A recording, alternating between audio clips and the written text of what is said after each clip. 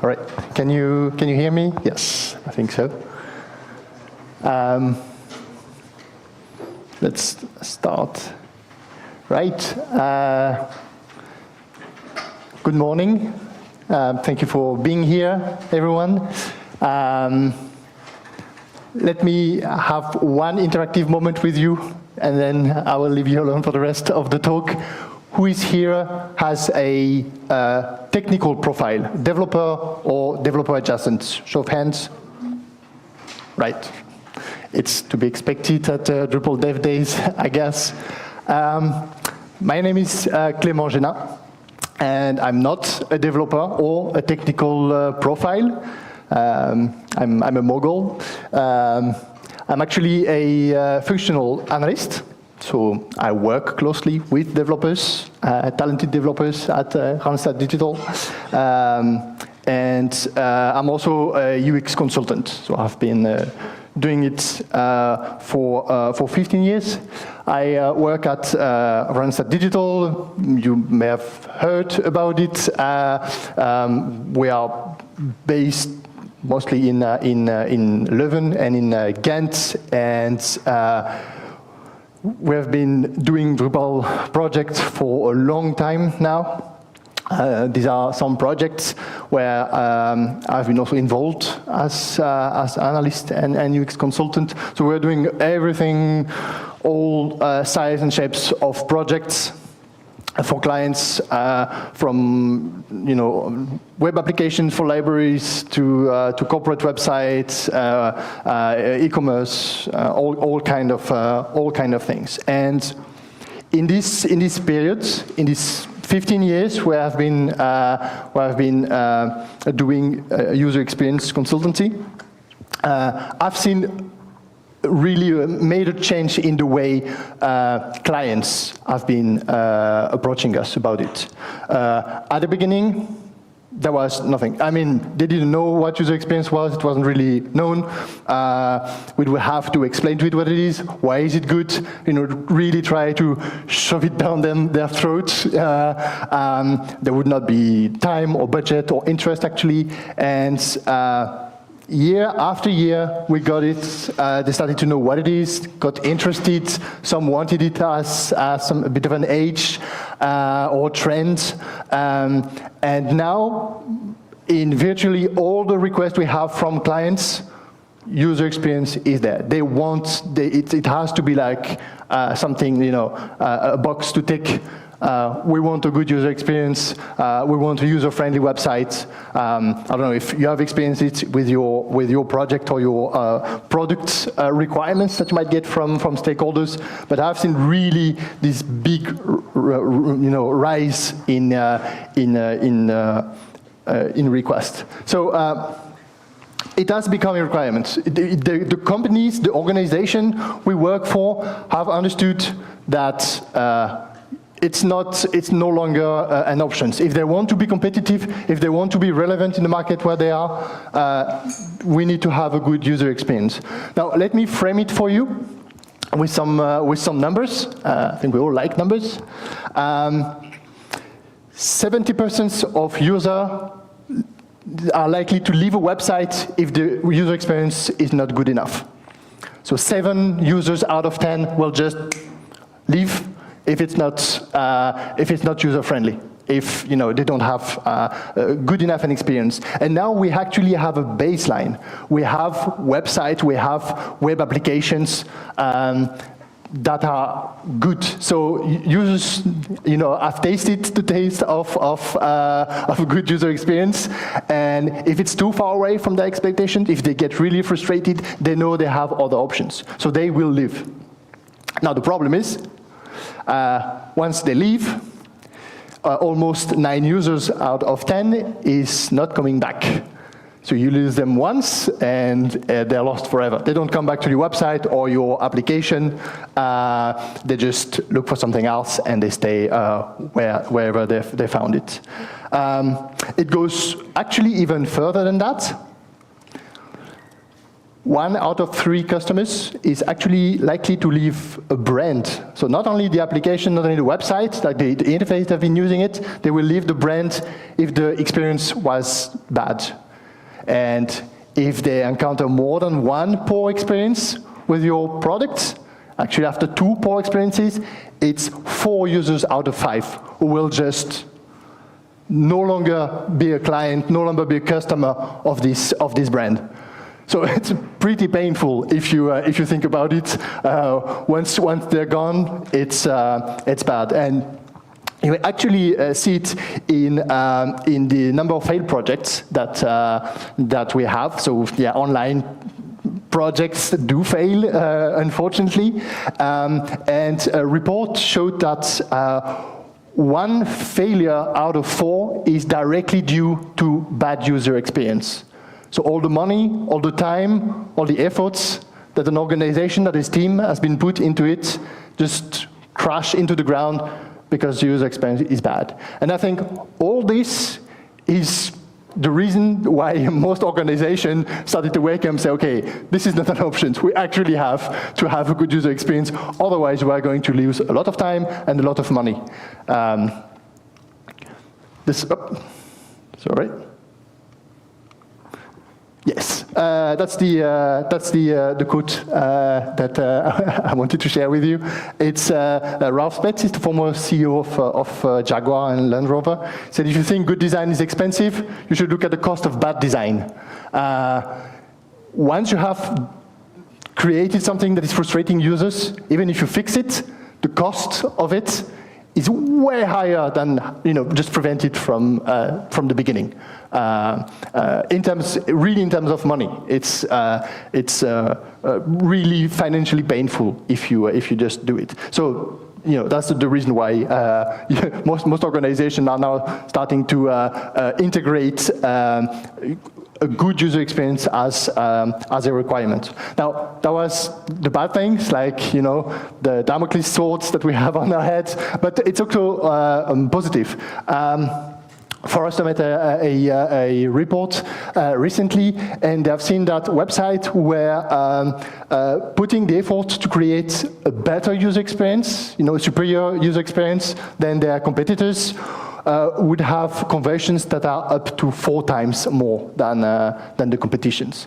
4 more purchases, 4 more conversions, whatever you want to be done, it's quite big. It doesn't mean it's systematically 4 more times, but the return of investment is actually pretty good.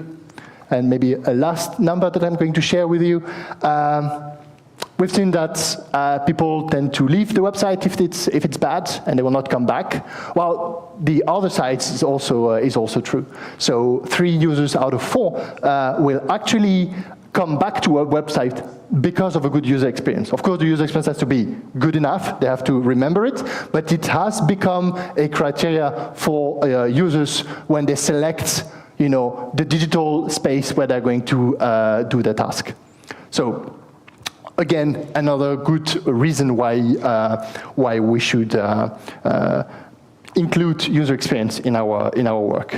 Now, we say that, but user experience is still something that is not always very clear for everyone. What is it? What does it look like? Sure, you've put in your requirements a good user experience. That's easy to put that in your brief.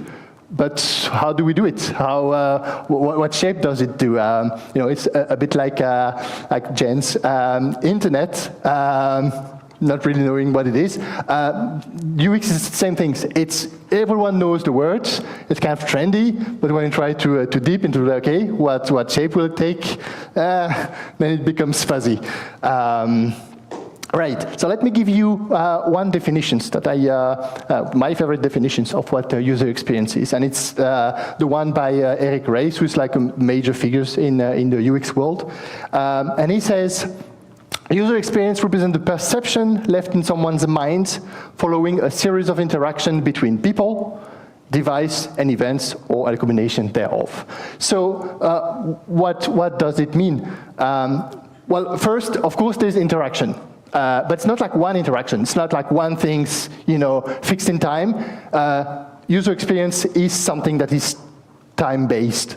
It's a series of interactions. And each of these interactions, I'm going to perceive it, interpret it, it's quite personal, and I'm going to create an image of it on my mind, and this image is going to be my user experience.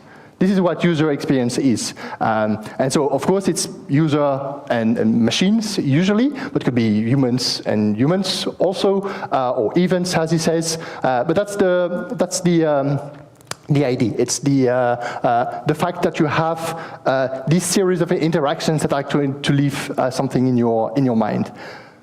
What does that mean? Because, that's a nice definition. The thing that is interesting to me is that you cannot actually design user experience. So we all have heard, UX designer. That's a role that many companies have. But actually, what you are designing is not the user experience. Why? Because as Eric Ries said, you can't really, I can't make you feel something that you don't want. I can't make you, perceive something exactly the way I want. That would be great, but that's not how it works, unfortunately.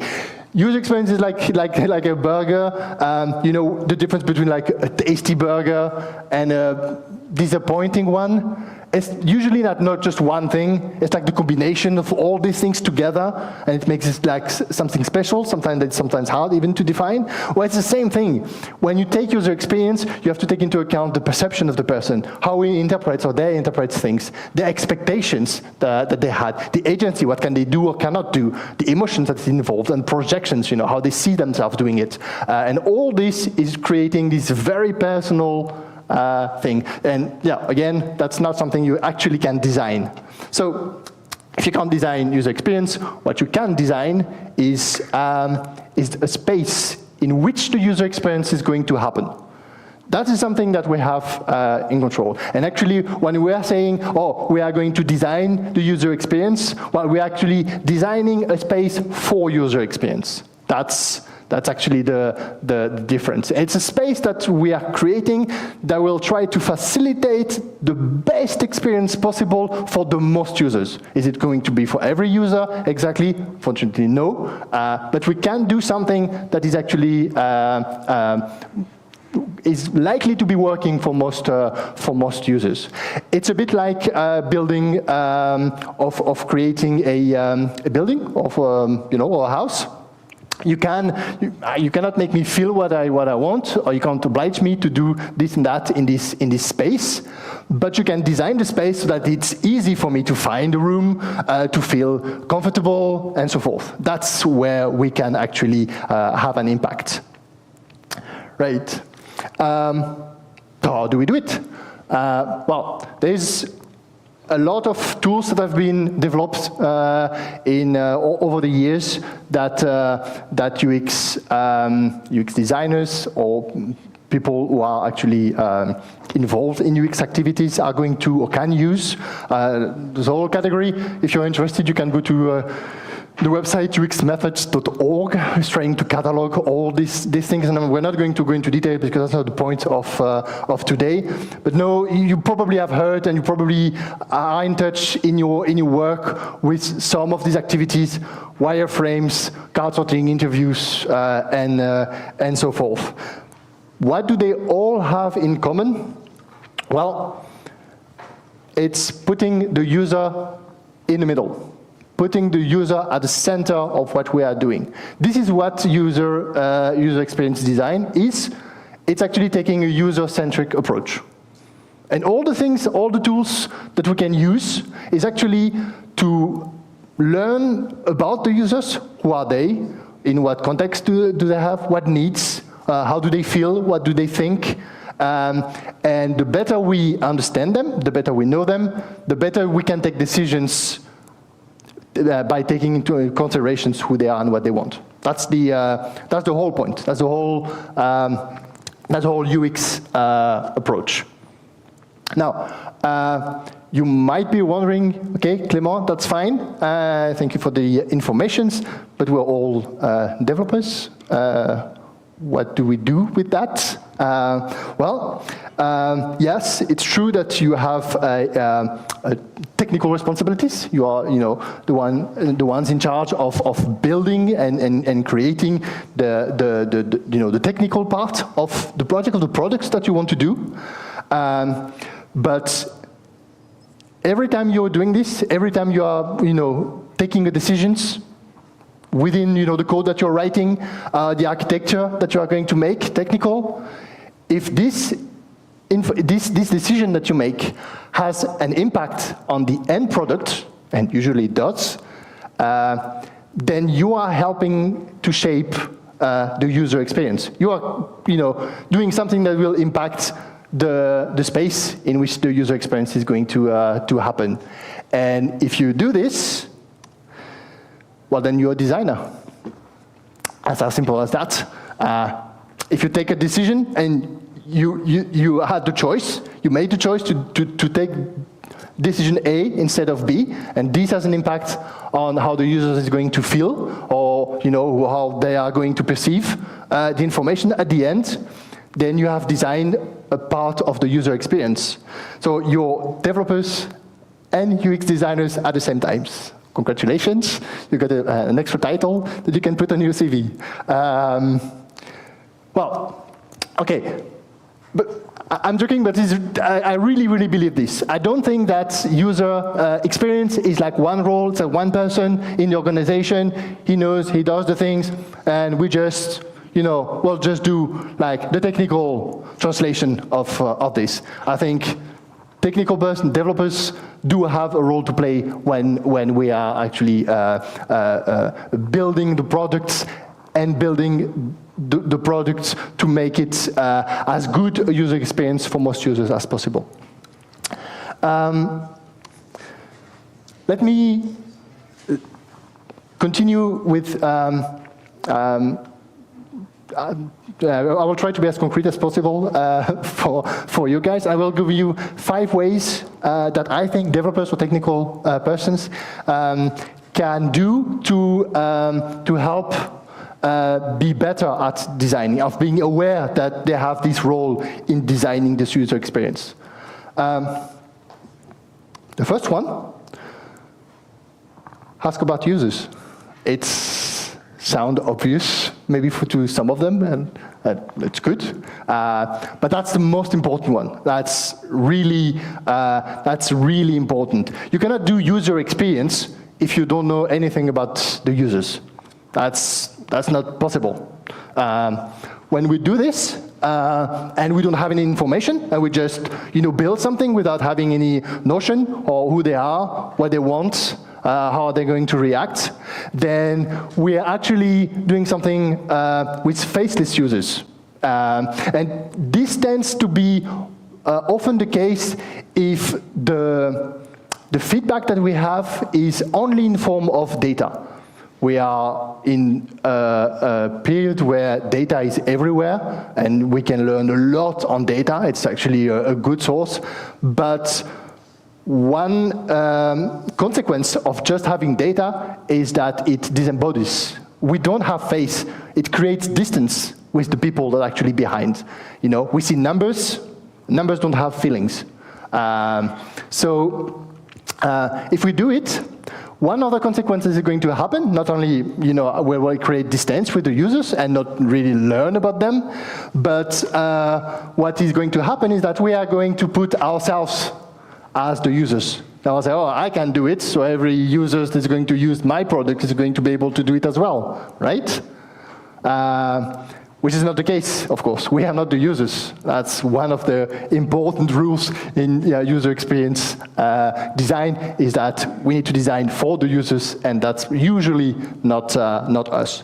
And so if we don't have any information, if you don't ask, if you just get something, you just get to work, and you don't even ask yourself, who am I building this for? Who are they?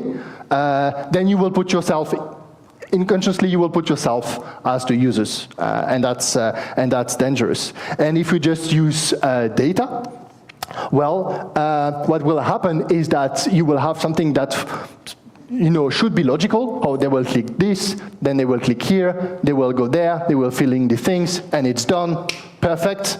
And then you get feedback, and it doesn't happen this way. They don't click here, they go back, they do something. They will say like, oh, why? Why are you doing this? Idiots, you should have clicked there. Well, yeah, it's because they're not data. They're not logical person. We are humans. We are, using our instinct, our emotions. We will misinterpret things, and we will do something different than what you would expect.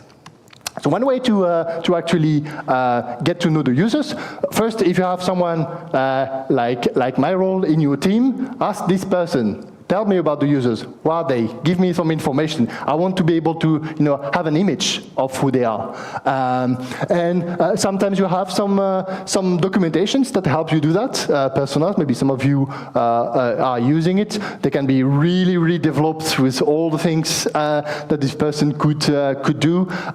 You don't have to go that far in my experience, but having an idea of who they are, this is really good. And if you don't, it should be a trigger warning, and you should go ask the person who's actually giving you information. You might have some user research done in-house or maybe by something else. Take the time to have a look at it. It's amazing the effect that you can have just by looking at how a user is using your product. This is like the best arguments I can give on, I can say, oh, I'm an expert, you should change this, because this is not going to be understood. This is way less effective than just showing them a user struggling and not doing it. Usually, we say, oh, why? Okay, we should change it. That's not how it should work.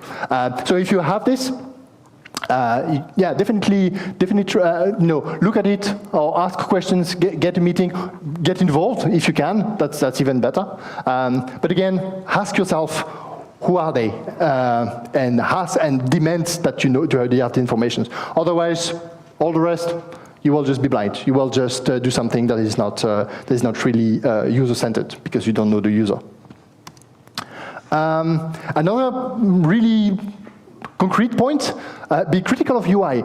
UI is usually what we get into our hands, and I think if you are developing Drupal websites, this is going to be often the case. What you get is descriptions of the functionality, and usually this is where you get the UX. Well, yeah, we've done this. It's designed, so it's fine. Well, this is not UX. This is Vanessa, and Vanessa is actually a Drupal theme. So just a template. It looks good, but this is not UX. This is just the visual design. This is how it looks, and we need to go deeper. So usually that's what we get. And if you think, oh, it's designed, they have thought about it, it's done, I can just implement this, this is going to be, could be an issue. Now, this mix between UX and UI, it has always been mangled, because it's the most concrete, it's the most visible part of our work, the most concrete, the thing you can show also to the clients, to stakeholders. So we usually tend to have the one instead of the other. I just typed UX in one job search, and you see usually, oh, it's a UX/UI role that we're looking for, because potato, tomato, it's the same thing, UI, UX, it's the person who's going to make it look pretty. But it's not the case. So when you get these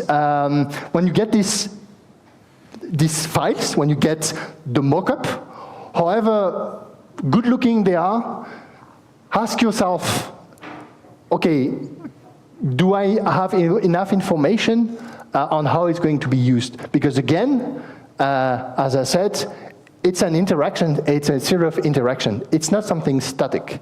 That's the difference between UI and UX.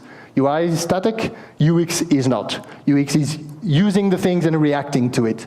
So of course, I guess most of you are already asking the questions on top. What's the font? What's the color? What CSS should I build? What hierarchy do I have in it? And of course, you have the technical things, what systems and so forth. But just when looking at the mockups, you will probably just ask, how should I actually create this into an HTML? You must ask yourself, oh, what are the devices? Okay, I have the desktop versions, but how will it look on a smartphone? Which is good. That's one of the first questions you should ask. But I would advise you to go deeper. If you can, ask yourself information that are going to tell you more information on the users, or something that will tell you that you don't have information about the users, and then ask about it. Some things like, okay, what interactions do they have? If I click this, what happens? Do I know? Where do they come from? Okay, I have this page. What was the page before? What was the page after? How do I come on this information? What knowledge do they have? What do they know? And will they understand what they see when they come on this page? What are they trying to do in real life that would that makes them come on this page and actually do click on a button or another task on the page? Ask yourself if they have any limitations. Are there something that they will not be able to do for some reasons? Maybe the context they are in. Are they home? Are they outside? Is it work? Is it a stressful environment? And actually the state of mind comes with that. Are they relaxed? Are they stressed for something? That's questions you can just ask just by looking at the thing. Of course, it doesn't mean like every design you will have to have this checklist of I need to know all this information. But it's a good thing to actually try to think and to go deeper than just what you look. And of course, yeah, the unexpected actions. I'm going to come back to it because it's an interesting one that we are going to see on the next point, which is. When you have something that you need to build, a ticket that describes a functionality, I would advise you to play it out in your mind, phrase it, share it with colleagues or with the person who is going to who has written the ticket, for instance. And what do I mean by playing it out? Well, try to see it not as a static thing, but really as something that is dynamic. Okay, I have this interaction. This is what is described in the ticket. When you click this happen, it changes this in the database, and then you come back and we show the message. Okay, great. What are the users? We have seen it. What context do they have? But then you can also, again, have this, little thing that you put yourself in your mind. Okay, I'm the user, and I'm coming, and I'm doing this. What were the previous steps? How do I come on this? And then what is the new situations once I've done it? What are the external factors? What if my internet drop, or I decide, I don't have any battery, or I have to stop and I come back to do the task. All these little questions, like what could throw a wrench into the mechanic? These are good questions to ask just when you are looking at your descriptions of the functionality. Don't think just, okay, and of course you have to think about the technical parts, how am I going to build it, how is it going to be performant and secure and so forth, but really having it also played out as, okay, I'm a user and I'm going to use it, is going to raise up a lot of other questions. You will see that not everything is written, that there are a lot of assumptions just in the description, and these annoying questions, well, you get to ask them to people like me, and we have to answer them. So it's your little treat that you have, especially if you think of unexpected actions. Again, as I said, we are not logical people. We are like, they will do things that will blow your mind, where you think, why are they doing this? Well, it's a good thing when you actually, creating this functionality in your mind to think of this. What if they suddenly stop? Why if they refresh the page for some reason in the middle of things? What if they input something completely illogical in my field? What would happen? Because it will happen. Because we're humans and not machines yet. So it's a good thing. It will, you will build better user experience if you think of this. Oh, we should railguard this, or maybe we should have, an error message that is well defined. Oh, this should be way smaller because if they click this, something bad will happen. So you can have actually an impact on user experience just by asking yourself this type of questions.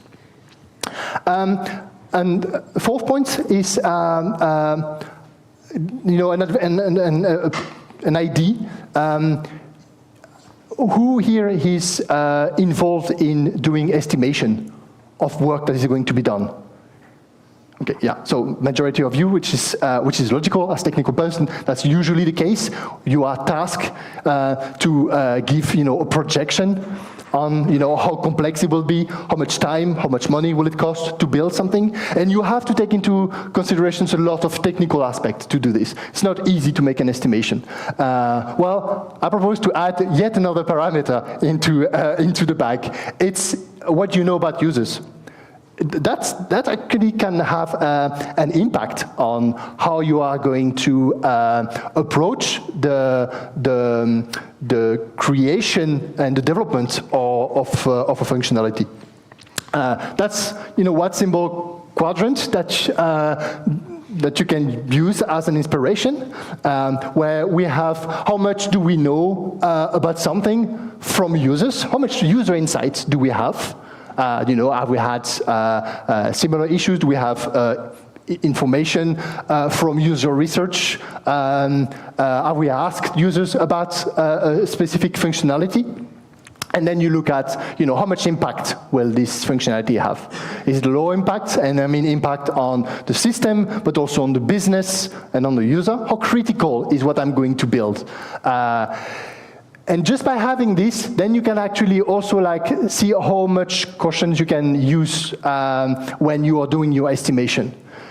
You have a lot of information, we have done some testing, we know they need this, it's not a problem, and it has a low impact. There's not much precautions to take. You can actually, just be quite realistic with your estimation.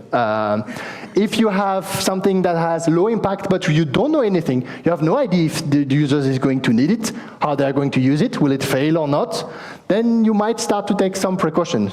Could we have some extra information? Is it possible? Can we move this part a bit later, so that we can, have maybe more information afterwards on how they are using it. And it's the same thing if you have something that is, you have information, you have you have done some tests, or your user researchers has done, some wireframing. They have done tests with users, and we know probably it's going to be fine, but it has a high impact. Again, take some more precautions than you would do.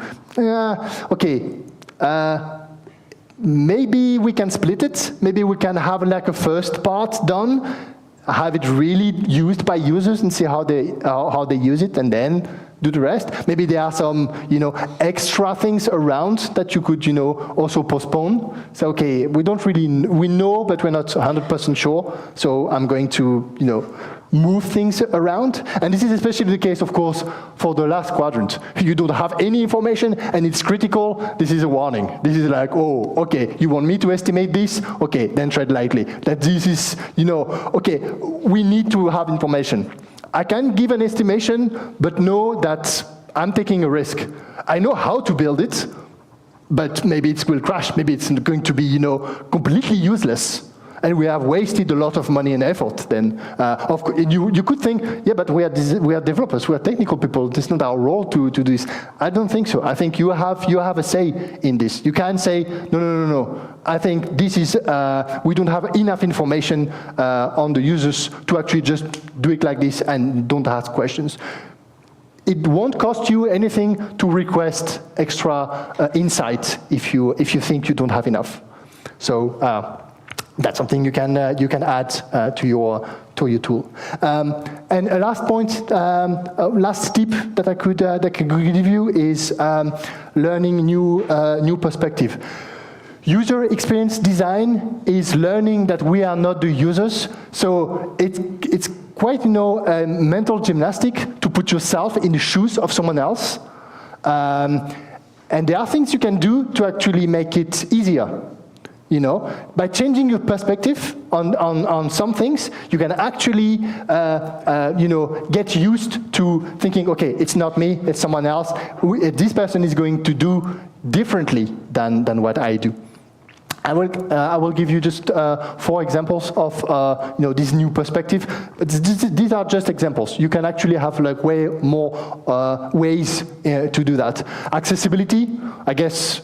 If you're doing front end, you will have some accessibility rules that need to apply, especially now where it's going to be required by Europe. But it's actually a good thing. Learning on accessibility as a developer, how to do it, it will help you see how people that are different than or are using things differently, have another way of perceiving things, of other ways of using their body. If you just start to think about it, then it's going to help you also having this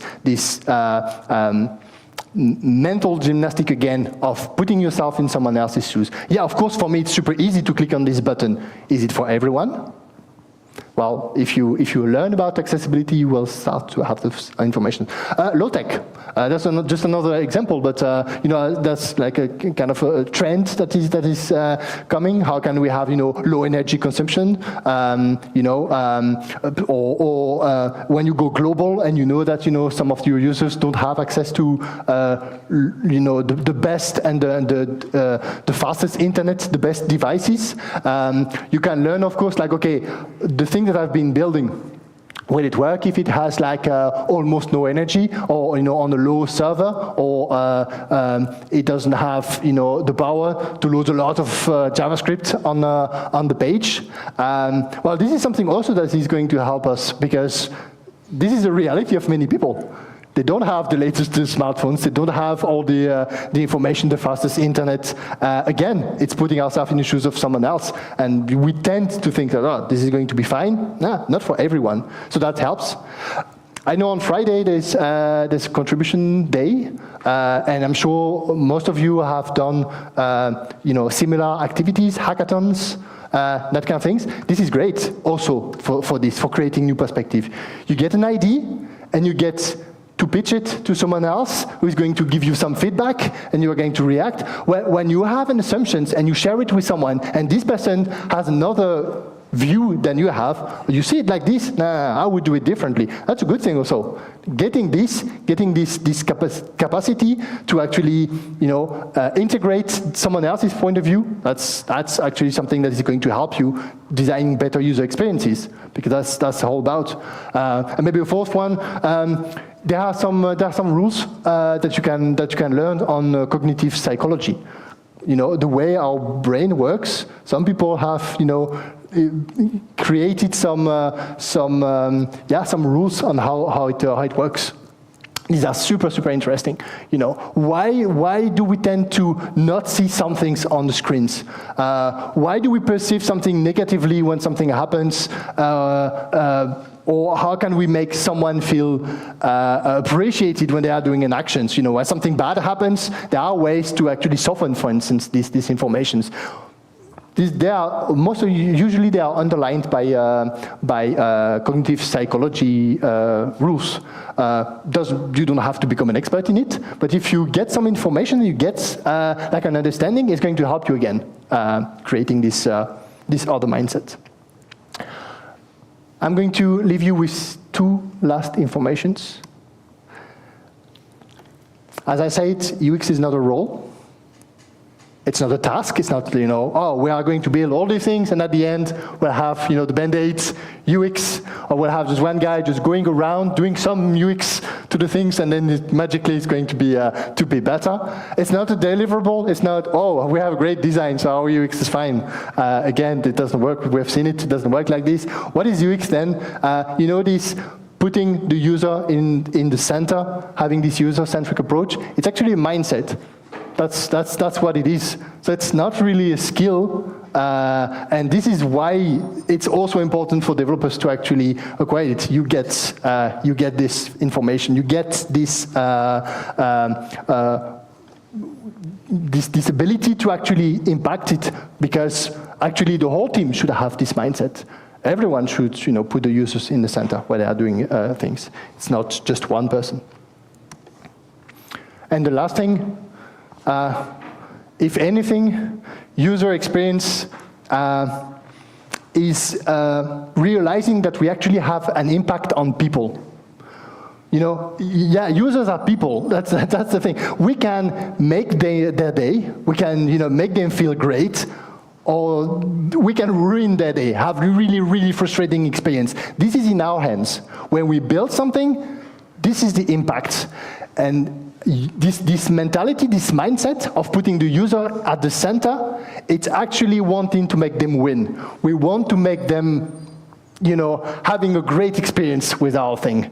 That's what it is. So if you care about the people, then you will do a great user design. That's what it is. Thank you.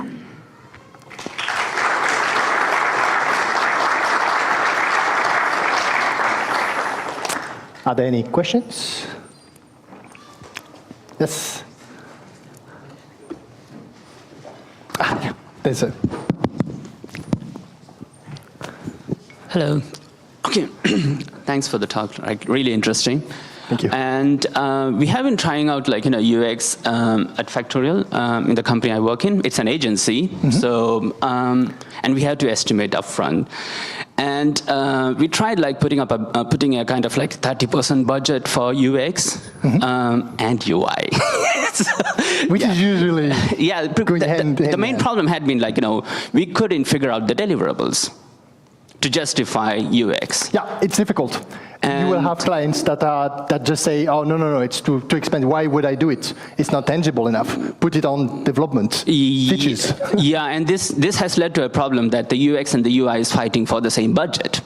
Yeah. And then we also realized how important the user flows, we call it user flows. I hope I interpret it correctly, where does it start and what is, it doesn't take into account the mood of the person, but still, what journey, does it take 20 clicks to reach where they want, ultimately, or something. And so the development team gets involved as well. So now the development team is also spending the budget of UX, which is making them unhappy. So, so what I'm trying to hear is, do you have any suggestions for making, UX really understandable from the client, for the client? Yeah. Yeah, it's a stingy thing. It's not easy, and it's usually case by case. I have a lot of frustrations with knowing that it's not going to do that. We don't have enough information. We are going blind, and if the client does not want to spend the money, it's their products. And I work in an agency where Randstad Digital is also an agency. We also have clients. They decide at the end. So what we do, what I'm doing, is actually trying to make them understand the risk that they are taking. You don't want to do it? Okay. Having a few conversations with the users. Putting a survey just to have some feedback on it. Spending some analytics to understand them. Validating the wireframes or the design that has been done with a few users just to see, if they work. This is going to this is so much time. That's the time you need to invest. If you don't do it, you could have the whole project just crash. You pick. And with some clients, it works. They will usually say, all right, I will put some money, some budget, so you get a little a win. Some just don't have the budget or don't want to spend it, and then we have to make peace with it. But the thing is, I think I see my role as making it as clear as possible that this is the risk that they take. You don't do it, you're blind. You might hit the wall. And there's nothing we can do. It's not that the product is bad. The product will work great. From a technical perspective, it's going to be good. But maybe it's not for the users because you haven't spent enough, money on it. So it's just upfront trying to convince them as much as possible. And what I do usually is that if I see that I still have some room, I will try to do some guerrilla user experience activity, and I will show it to clients. Okay, I took a bit of time just doing this, and this is what I got. This is the insight I got. I can't do much more, because actually I shouldn't have done it, but this is what you get. Usually that's also something that is going to trigger them, oh, right, yeah, I didn't know that. That was a blind spot. And then sometimes they actually free up some budget. That's okay. That's the best actually you can do. And on the developers are going to use some of our budgets and others, and we don't have a lot of budgets. That's a discussion that you have to have with the team. Again, I see user experience as a teamwork, as something that is linked. So if it means that the developers are going to spend half of your budgets because they think they will do this and this. That's a discussion. Well, maybe we can do it together in order to, I should be involved, or the analyst or the user researcher should be involved. You can't, half my time. I need this and this. But of course, we will integrate you. When we do the estimations, when we do things, that's where you will have maybe a little bit of this budget that can be used. Have a meeting where I will put a handover explaining really in details what we are going to do, who are the users, why we are going to do this. Yeah, this is UX. It's an input for the developers, but I would understand that this comes from the UX budget of it. Thank you. Any other questions? No? Okay.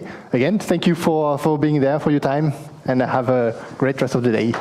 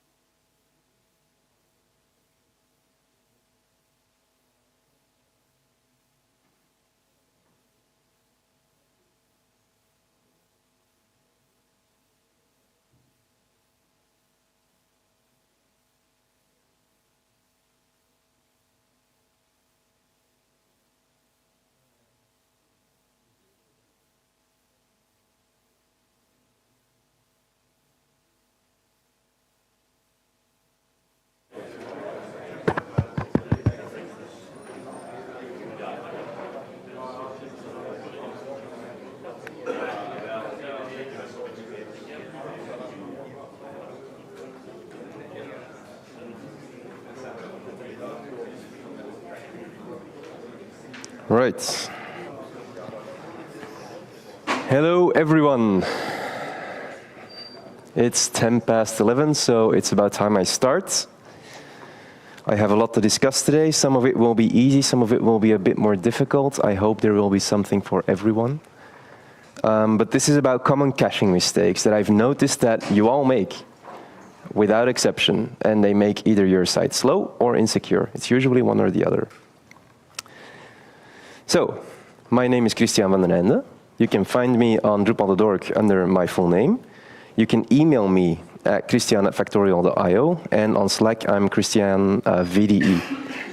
I don't have any other socials anymore. I used to be on Twitter, then I deleted that, tried to be on Blue Sky, and then I realized I actually don't like social media, so I just deleted all of my accounts. So, I am the maintainer of the cache and user subsystem in core. I'm the author and maintainer of the group module, group sites, and many other modules in its ecosystem, and I'm a highly sensitive person. I always put this into my first slides because it means that all of the stimuli in the world hit me really hard, so noise in the room, light, whatever. It can cause hyperventilation, panic attacks, so I always put this in my slide because if I suddenly fall down, it could be that I passed out because of this. Sometimes that happens. Usually it doesn't, but sometimes that does. I always mention, it's not a heart attack, probably. Please do check. I would appreciate that. There is one special thing to mention on this slide that I didn't have in there when I started preparing this, is that sadly, after 7 beautiful years, Factorial and I are parting ways. So at the end of August, unless I find something else, I will be out of a job. I'm not going to put any more detail into this because that's not what you're here for, but I'm just putting that out there because if you are looking for something, someone really talented who knows a lot about caching and everything, you might drop me a line on one of these ways to contact me. I really wish I hadn't deleted LinkedIn at this point. But anyways, let's continue. So, access results. Before we do anything with that, does everyone know what access result is, the class? Can I see some hands? You all used it, right? I'm going to make you question why, because it's a trap. So access result has a lot of landmines, and they are aplenty. And the 3 major ones are as follows. So we have the methods cache per user and cache per permissions. Now, they are not the problem in itself, but the way people tend to use them is the problem. And it leads to incomplete cacheability in your return values. Now, incomplete cacheability is where you get security vulnerabilities, because you will be showing things to people that shouldn't be seeing them, right? Alternatively, it could lead that you're denying access to things that people should be seeing, but that's just annoying, it's not a security issue. So that is the first one. Now, the second one is the methods andif and orif, where you combine multiple access results together. So they tend to run code that doesn't need to run, and they add cacheable metadata that doesn't necessarily need to be added. Now, too much cacheable metadata is theoretically, I'm going to be careful here, never a security issue, but it's always a performance issue, because you will be invalidating your cache more often than you need to, and you will have more variations than you want to. So that leads to a slow-performing website. And then finally, so we've already had too little cacheability, now we have too much cacheability, and then we have no cacheability. So there is this parameter that you can set in some of the access handlers, for instance, where you can choose whether you want to get the calculations that we just did as an object or just as a Boolean. And by default, we get it as a Boolean. So all of the calculations that we just did to figure out how we should cache the things that we just calculated, we just throw right out the window, which is obviously a really, really, really bad idea. Now, there's a history behind this, and we're talking about fixing this, but essentially it's something that we needed to do when we tried to get Drupal 8 launched, but we never really got back to that. So, you might be asking, everything I just showed, isn't that like the whole thing? And well, yeah, pretty much. Yeah. So sorry about that. So we're actually asking you to use a class, and you still need to, but most of it is sort of like, yeah, a bunch of landmines, and you will probably step on them on multiple occasions. Not great, but anyways. Yeah, I put this slide in there because I was expecting this face in the room right now, like everyone realizing, oh shit, we've been using all of this, and apparently it's so broken. But yeah, if you're old like me, you know that face. If not, you should, because it's great. Anyways, cache per user and cache per permissions. I've taken a modified example from core, from the shortcut module.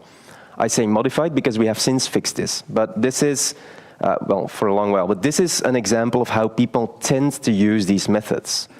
So as you can see, we have a permission check, and if that fails, we return an access result and we cache that per permissions, right? If that succeeds, we continue further down. Now here, the next return values no longer cache per permissions, but they really should, because you started off with a permission check. So everything after that point varies by permissions. Even though you're checking something completely different, like is there an account or is the account the current user, it still varies by permissions, right? So for instance, in this example, we're checking for a permission, and let's say that that permission check succeeds, and we don't get a passed in, we do get a passed in account, so we need to check whether you're the owner of that account, right?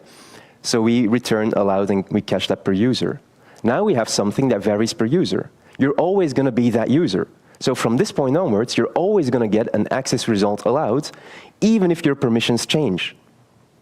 So if you no longer have these switch shortcut sets permission, we're still going to return an allowed access result from the cache, which is really bad. So that's why in core, this is the actual code in core, you see something like this. So we check for a permission, and we vary by permissions, and everything after that also varies by permissions. Now, this is cumbersome, because this example that I've taken from core actually has many more return statements. And all of them need to repeat all of this information.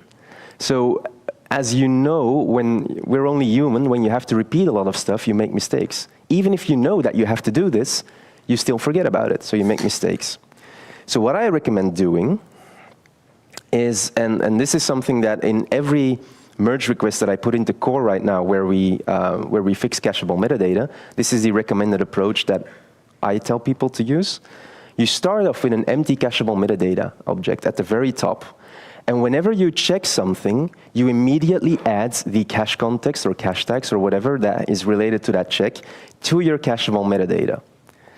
And from that point on, all you need to do in every single return statement is add that cacheable metadata object as the dependency. So as you can see, at first we vary by permissions, we add that. Then we vary by nothing extra, so we don't need to worry. And then we vary by user, we add that. And if there are more return statements after this, they all get all of that information, and you don't need to worry about repeating it. So that's my recommended approach. If you do this, you will be less likely to forget cacheable metadata. And as I said, too little cacheable metadata leads to security issues. So let's look at and if and or if. And if and or if, so let's take an example from core again, they tend to do too much. So if we analyze this code, we notice that if you have a permission, we're going to also check that the entity is active, and we're going to add that as a cacheable dependency. Now, in this case, that code, that and if, always runs, right? So we're always adding that cacheable dependency of the entity. However, what happens if you don't have the permission? Because and if will only return allowed, I think I wrote that down, if the original access result is allowed and the extra access result is allowed. If either of them is neutral or forbidden, it cannot return allowed.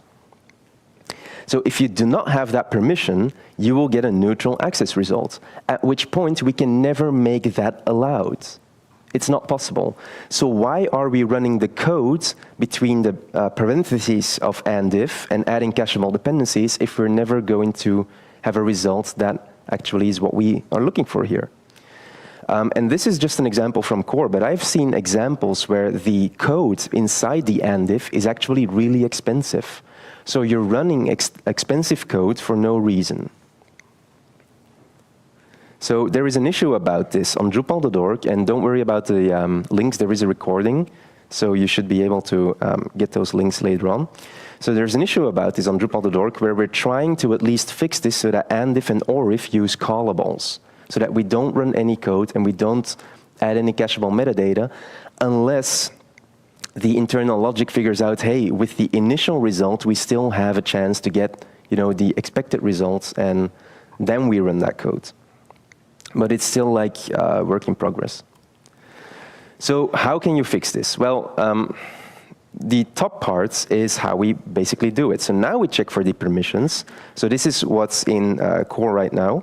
And if the access result is allowed, which we check ourselves, then we run that and/if.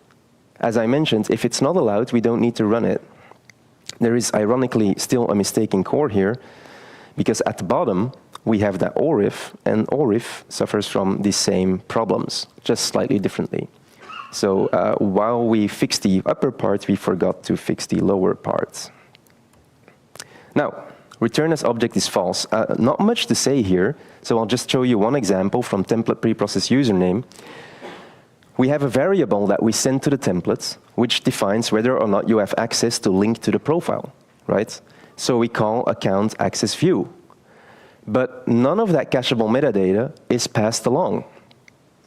And we so happen to have two bugs in core that canceled each other out. But when we fixed the one, we started seeing issues with this one. So ideally, what you would do here is you would get access with return as objects true. So that would be the extra parameter that you would add. And then you would merge that into the cacheable metadata that you can set in variables in a preprocess function. So that's what you should be doing, and that's what we should be doing in core. There is an issue about this. We're still in the process of fixing it. There's a theme here. We're still in the process of fixing a lot of things. But yeah, it's sometimes just me and a couple of other people working on these types of issues. So, second story, still on the easier side. Not using lazy builders, which means that you're getting to the render cache far too late. So, how the render cache works. In the render process, we have more or less 5 steps. You build an array, which we call a render array. You take that to the render cache. You don't manually do that, but by virtue of rendering it, we do that for you. So you take that to the cache, and you check whether we have a rendered version of that array in the cache. Then if we don't, we actually render it, which means that we take it to the templates, we get the HTML output, and we store all of that in the cache. And then we send that to the response, along with everything else that we want to send to the response. If it's cached, we build that array, we check the cache, we get a hit, and we send that to the response, right? Cool. Seems okay. However, we need to zoom in on step 1, the thing where we build the array. So I hope this is zoomed in enough. I think it is. So let's look at some example codes. Let's say I want to build a really expensive list to build, where I show just the labels of a bunch of entities, right? That's really expensive, because I have to load all of these entities, and loading entities is generally expensive. Now, I have my theme item list, and in a loop, I'm going to load all of these entities, and I'm going to ask for their label. Funny story, last night I was checking my slides, and even though this talk is about caching, I forgot that last line. So when you show labels, you really need to have those entities as a cacheable dependency. I forgot that one. So that would have been really embarrassing. But I'm just mentioning it so that you know that we all still make mistakes. Now, what is the problem with this? We want to take this to the cache, right? But before we went to the cache, we loaded, let's say, 20 entities. Why? That's stupid, because if we have this in the cache, then we no longer need to load these entities. We already have rendered HTML with the labels of those entities somewhere in the cache. So why are we loading them again? So you need to make that cheaper up front, and you can. So by using a lazy builder, for instance. So now your render array looks like this, and there are multiple ways to specify a lazy builder. This is one of them, where you specify a service and then a method on that service. But as you can see, now we're just passing the entity IDs to a lazy builder. Nothing happens at this point. It's not being called. Instead, we have this really cheap array where we didn't load any entities, and we can also take that to the cache. So let's see how lazy builders affect our flow. So as you notice, step 1 and 2 are sort of exchanged right now. They're switched. Because first of all, we still build an array, but as I mentioned, it's really, really, really tiny. And we take that to the cache, right? So we've done no heavy lifting, and we can still ask the cache, do we have rendered output for this? If we don't, then we call the lazy builder, and the lazy builder will build that render array that we had in the first place, the one with the theme item list in my case. It will build that one, load all of those 20 entities, add those labels, add the cacheable dependencies, and all of that. It will get rendered, it will be set in the cache, and we will send that to the response, like we did before. So when it comes to that, there's no performance difference, so to speak. We still did all of the heavy lifting. But if we get a cache hit, now we've got this really cheap render array, we went to the cache, we got our hits, and there's nothing that we need to do. We never loaded those entities throughout the whole request. So this is why you really, really, really need to start using lazy builders. And it's a pet peeve of mine, because in my opinion, we should use that everywhere. As soon as you mention cache keys, you should immediately resort to a lazy builder, because it doesn't hurt, but it can help you. So that's my opinion, and I'm sure probably some people will fight me on this, but I think it will do you more good than harm if you switch to lazy builders. Now, this also works with pre-render callbacks. So currently we have two systems where you can go to the cache with a very small array that didn't do any heavy lifting, and then after the cache miss, we will actually start doing the heavy lifting. Pre-render callbacks are the same thing as lazy builders to that extent. There are differences. So you can only have one lazy builder instead of many pre-render callbacks. A lazy builder, if you specify that, you may not specify any element details. It's basically just a lazy builder. You can't even say, we need this theme hook, it's this type of element. There's nothing you can do. Pre-render callbacks are allowed to do this, and they add on to what's already there. So that's why you can have many pre-render callbacks. Lazy builders run before pre-render callbacks for that reason. And they're the only thing that supports placeholdering.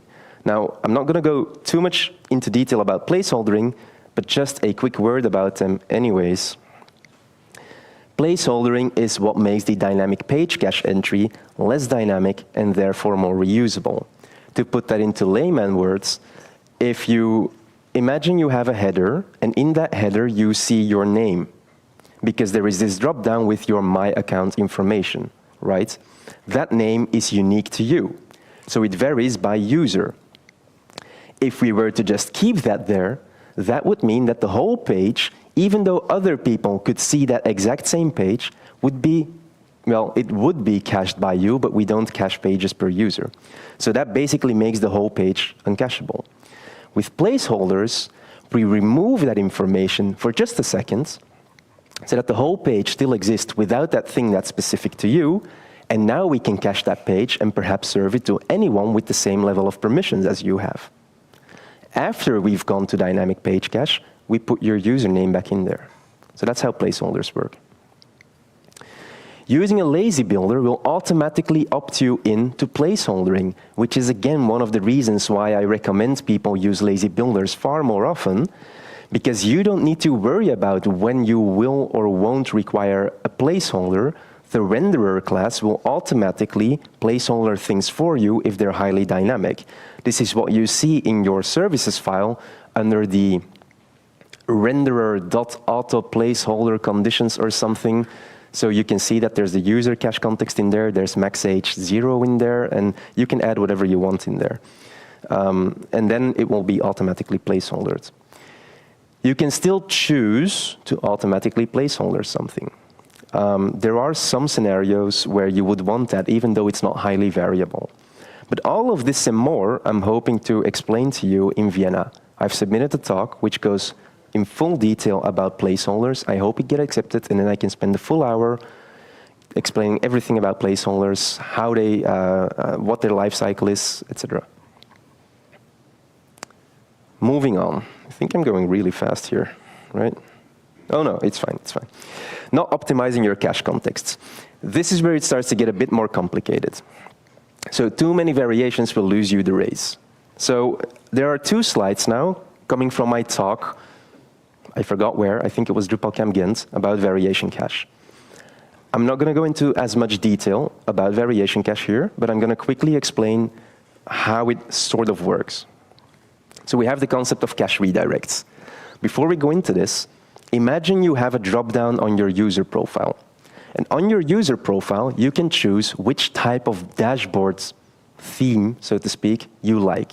Whether you like an animal dashboard, so one that has like an elephant running across it, who knows, with cameras in the trees nowadays. Whether you have a plant dashboard, a dashboard with a lot of symbols, or one that shows you a sun or moon icon depending on the time of day and depending on the phase of the moon, right?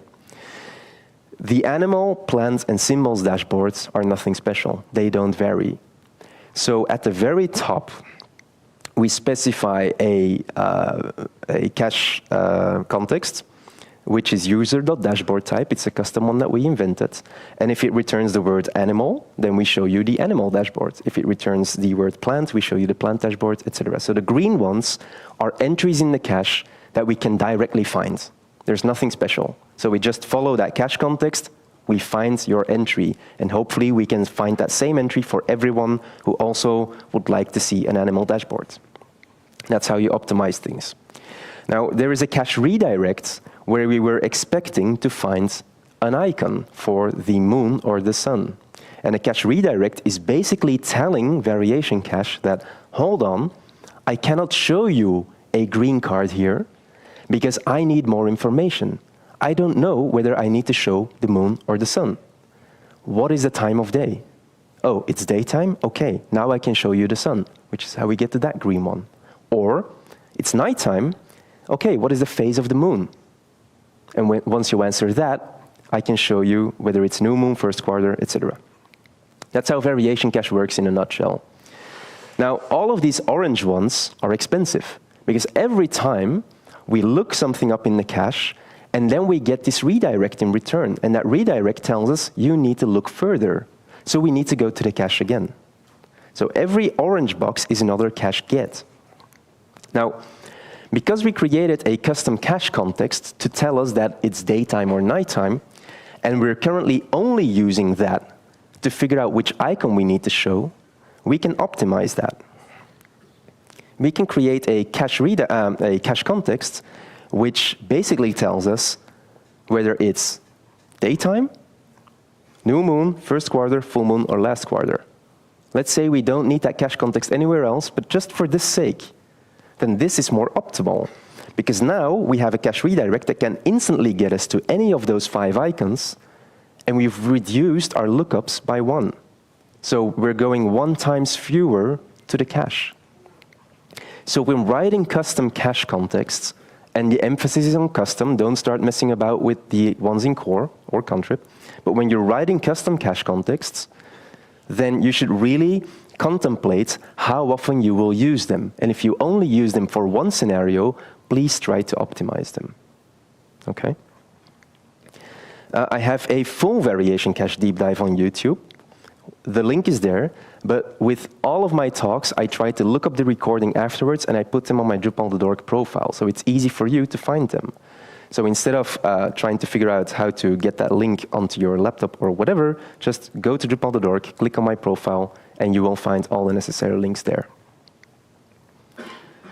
Then, and finally, so this is the fourth and final item, manually folding cache contexts. You really shouldn't do that, but I've seen it happen. This is also a little bit more advanced, but I'll try to do my best to explain it properly.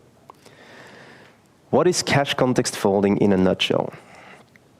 So you might recognize this from the cache context manager, I believe, in core, and it explains how we fold cache contexts. So the important part is this. Let's say you have two cache contexts. One is A and one is A.B. So a more realistic example, one is user and the other is user.roles. What we do is we only check for user. Because if something varies by your user and you also have something that varies by your roles, well, we can just store that by your user because that is like less granular, the one thing. So that's what we do. Similarly, if you look more towards the bottom, you see X and X:foo.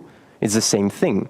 If something varies by user.roles, and it also varies by user.roles:anonymous, well, we can fold that into user.roles, and that's what we'll use. Now, ironically, in the same screenshots, we have some very misleading texts. It says, for example, when caching per user, also caching per roles is meaningless because caching per roles is implied by per user. And this is correct. But it leads to incorrect code because people mistakenly think that whenever they have some code that should vary by user roles and somewhere below that they have code that varies by user, that they can simply just write user and all will be fine. Not necessarily true. So I should really open an issue where we change that wording a little bit. So what happens when we fold context? So what happens when, for instance, user and user roles get folded into user? Let's look at the user roles cache context. Each cache context has obviously the context value, but I've minimized that because we're not going to care about that.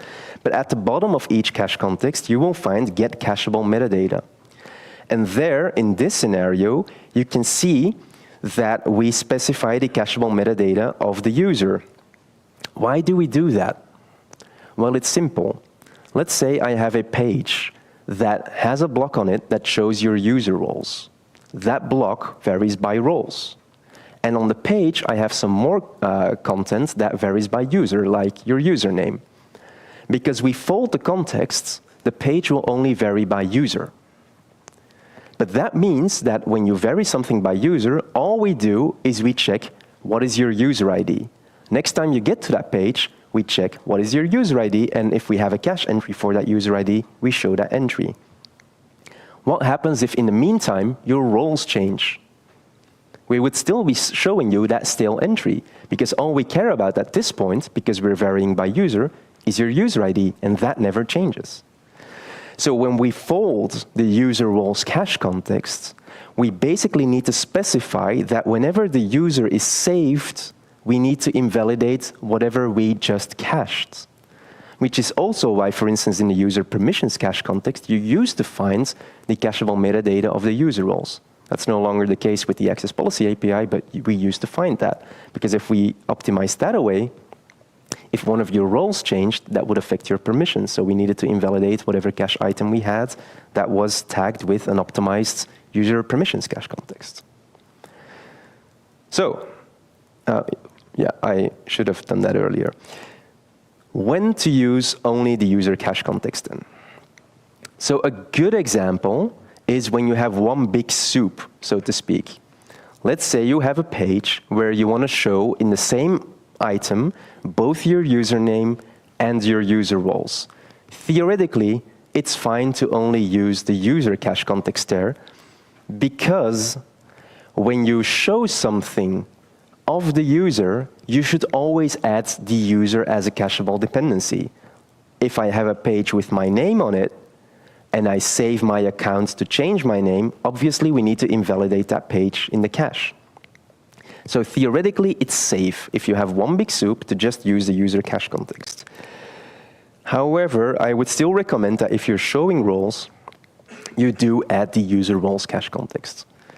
It doesn't hurt because they're in the same big soup, and this goes deeper into variation cache territory, but because they're in the same big soup and they will always both be present, we will always optimize user roles away into user, which ends up with a cache entry with just user, and it will have the user as a cacheable dependency, something you did manually, so it's safe. Why do I say that you should still probably add the user roles cache context right where you are showing the user roles? Just in case that at some point, some junior comes along, takes that piece of code, cuts it out, puts it in a different place, and that's that. Because now they are showing something that should vary by roles and it doesn't. So it's still safer to do that. We will optimize that away. It's like the tiniest of performance hit. It's like negligible, so it's fine. When you shouldn't only use the user cache context is a logical flow. And this is something we saw at the start of the talk when I was showing you those permission and access checks like in a chain. So there it's really dangerous to say, oh, hey, you know what? At the top, I know I was varying by roles, but here at the bottom, I'm varying by user. So in the end, that's the same. Let's just vary by user. No, that's really dangerous. So I'm repeating myself here, but for instance, if you first check by permissions, and you then check for owner, then you still need to return something that also varies by permissions. Otherwise, once we only vary by user, if your permissions change, you would still get access or an access denied. So again, that leads to security issues or frustrating issues where you should have access to something and you really, really don't. So ideally, you also, when you work with like user and user roles, you placeholder the user-specific bits. Which is what I told you before, use a lazy builder, and then you will be fine. And also, you will break variation cache. So if you play fast and loose with which cache context you assign at any given time, you will run into issues. So variation cache will not be able to properly build a redirect chain. And the funny thing is that variation cache is, how do I put it, healthy enough to not crash your website when that happens, but it's stupid enough to not notify you necessarily when that happens, and it will just have a bunch of cache misses. So you might put things into the cache and you will never really find them. Nowadays, we have a warning in variation cache, so we put some detection in there that will actually warn you when we think you are manually optimizing cache context. And it's rather cryptic, but for instance, we've seen it a lot with breadcrumbs, where a lot of breadcrumb builders were varying at least by route, but they weren't specifying that. And then in variation cache, we detected like, hey, sometimes out of the blue, we get this route cache context here, but it's not consistent. So we threw a warning saying, what's going on here? And we actually figured out that something was wrong, and we fixed all of the breadcrumb builders in core and contrib. So the detection layer that we just added is actually quite useful. Also, if you break variation cache, I will be a really sad panda because I've spent a lot of time working on it, and I would like everyone to use it properly.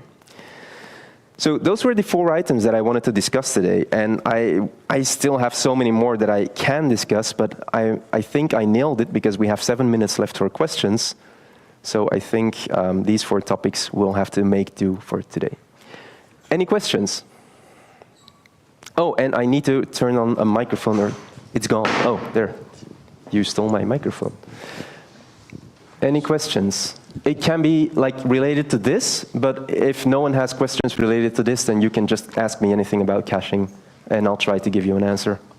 And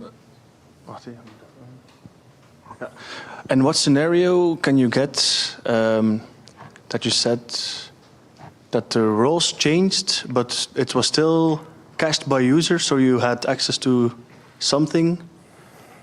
How is that possible? Because if your roles change, the user will also be cleared everything from the cache. Yes. So if you do it properly, if you specified both the user and the user roles cache contexts, then we will optimize away the user roles cache context, and by virtue of that, we will add the user as a cacheable dependency. So if the user changes, because perhaps the roles changed, then whatever was cached with that information will get flushed. With with the scenario of user roles, you're usually actually quite safe because as soon as you display something of the user, people's habit is to add the user as a cacheable dependency themselves. But other cache contexts are not that lucky. So for instance, in the past, the user permissions cache context would not add the user as a cacheable dependency, just the roles, right? So there you could run into issues.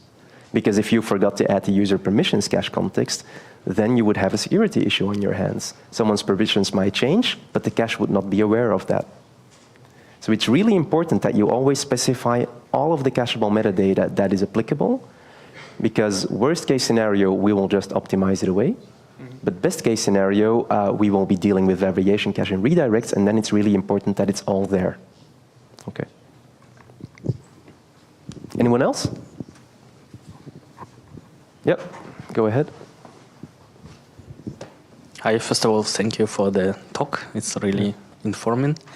And I have a question regarding lazy builders and then pre-render callbacks. Yes. So if you go back, please, to this slide with the zoomed version. Yes, let's zoom in on step 1, right? Yes. The fixed one, like this, or no, next one, probably. this one? Or even more.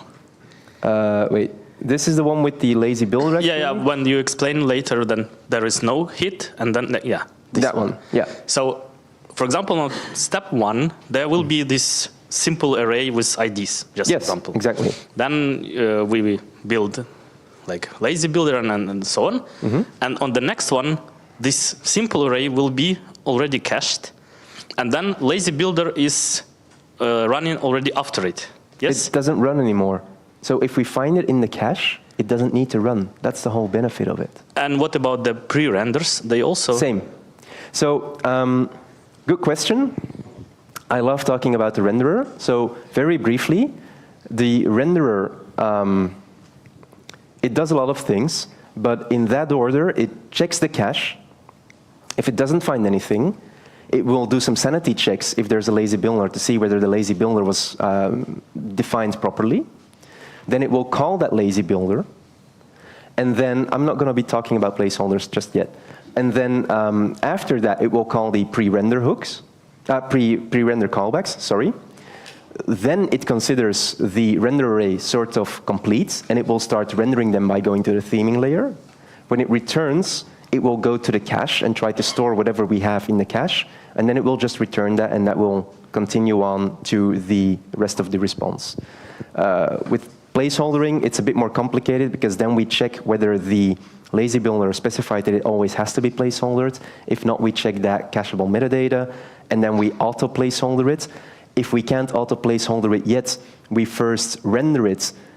And no, sorry, we first call the lazy builder, and then when we try to set it in the cache, we can still have late auto placeholdering where we find that after rendering it's actually more dynamic than we thought, and then we still try to place it. So there it gets really complicated, which is why I want to have a full deep dive in Vienna.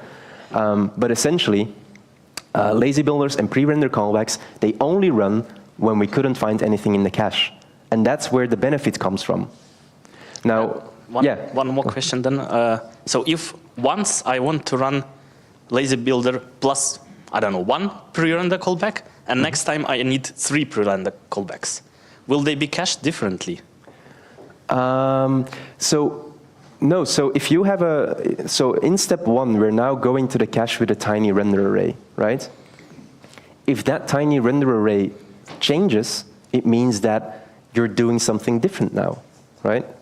So we need to either declare that to the cache with a cache context, for instance, or we need to flush the cache. So let's say you have version 1 of your page and you're building it, and now you're like, oh shit, I need an extra pre-render callback, for instance.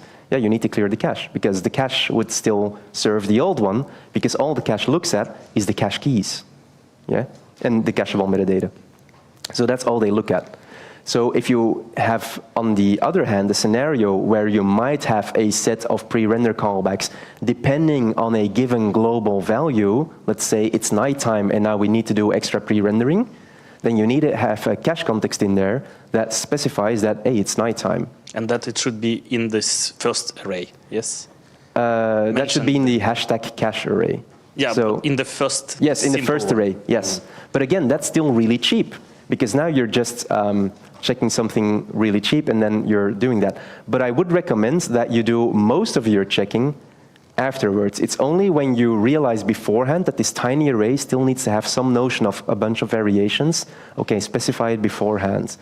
But if you can, and it makes sense, so if there's no checking beforehand, then I would still recommend that you do most of the heavy lifting afterwards, because you can, because as I briefly mentioned, the cache will later on inspect if there was extra cacheable metadata coming from the lazy builder or the pre-render callbacks, and it will deal with that accordingly. But that really depends on the scenario. It's very abstract, and I would have to see that code to be able to guide you towards a decision. There's a case to be made for both, I would say. Okay, thank you. All right. Any other questions? No? Oh, yeah, let me go back to... There. So I was, thank you then, I would say. I am Christian van den Ende. Again, you can currently contact me on these addresses. So yeah, thank you.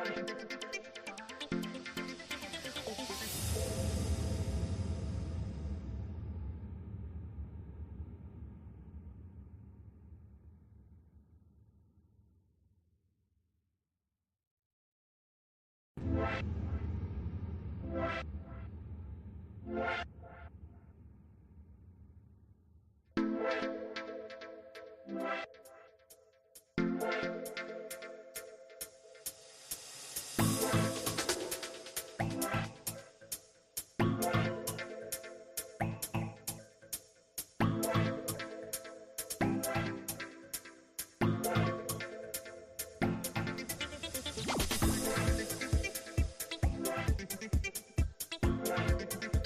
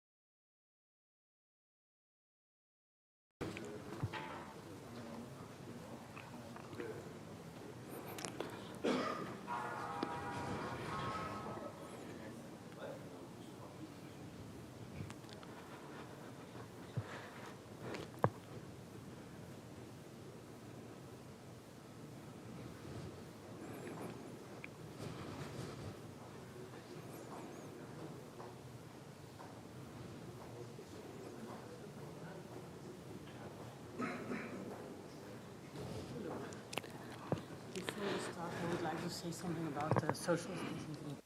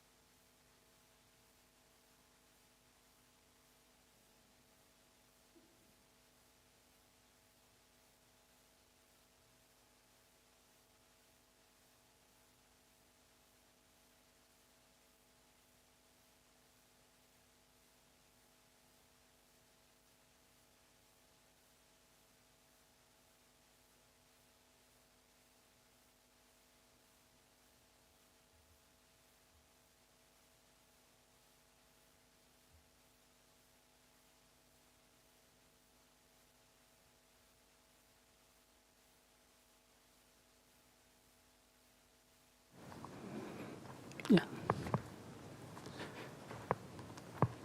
Oh.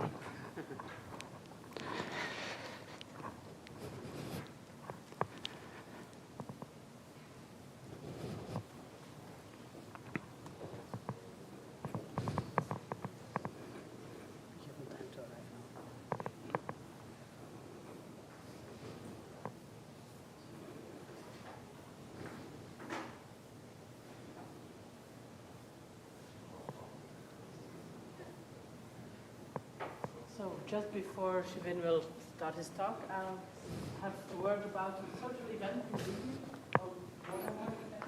There's board games or there's bouldering. For I don't know which reason, but board games is much more popular than the bouldering. And for both, you can go have prizes before your game or before your boulder. There are free fries. There's 200 tickets offered by the Drupal user group Belgium for fries with sauce, and a really Belgian frietkost will come driving by here in the venue, next to the venue. And an hour and a bit later, there will also be an ice cream vendor coming in.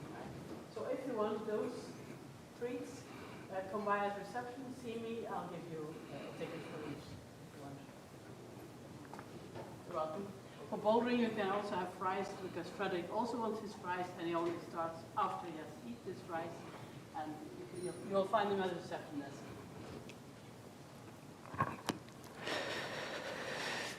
So I will choose the board games, I believe. Okay.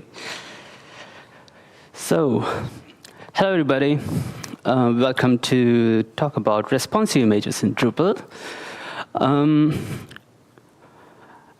I'm Shibin Das, and let me ride on the giants of AI, because they are more famous. So today, earlier in the keynote, we saw a presentation about JSON API Builder.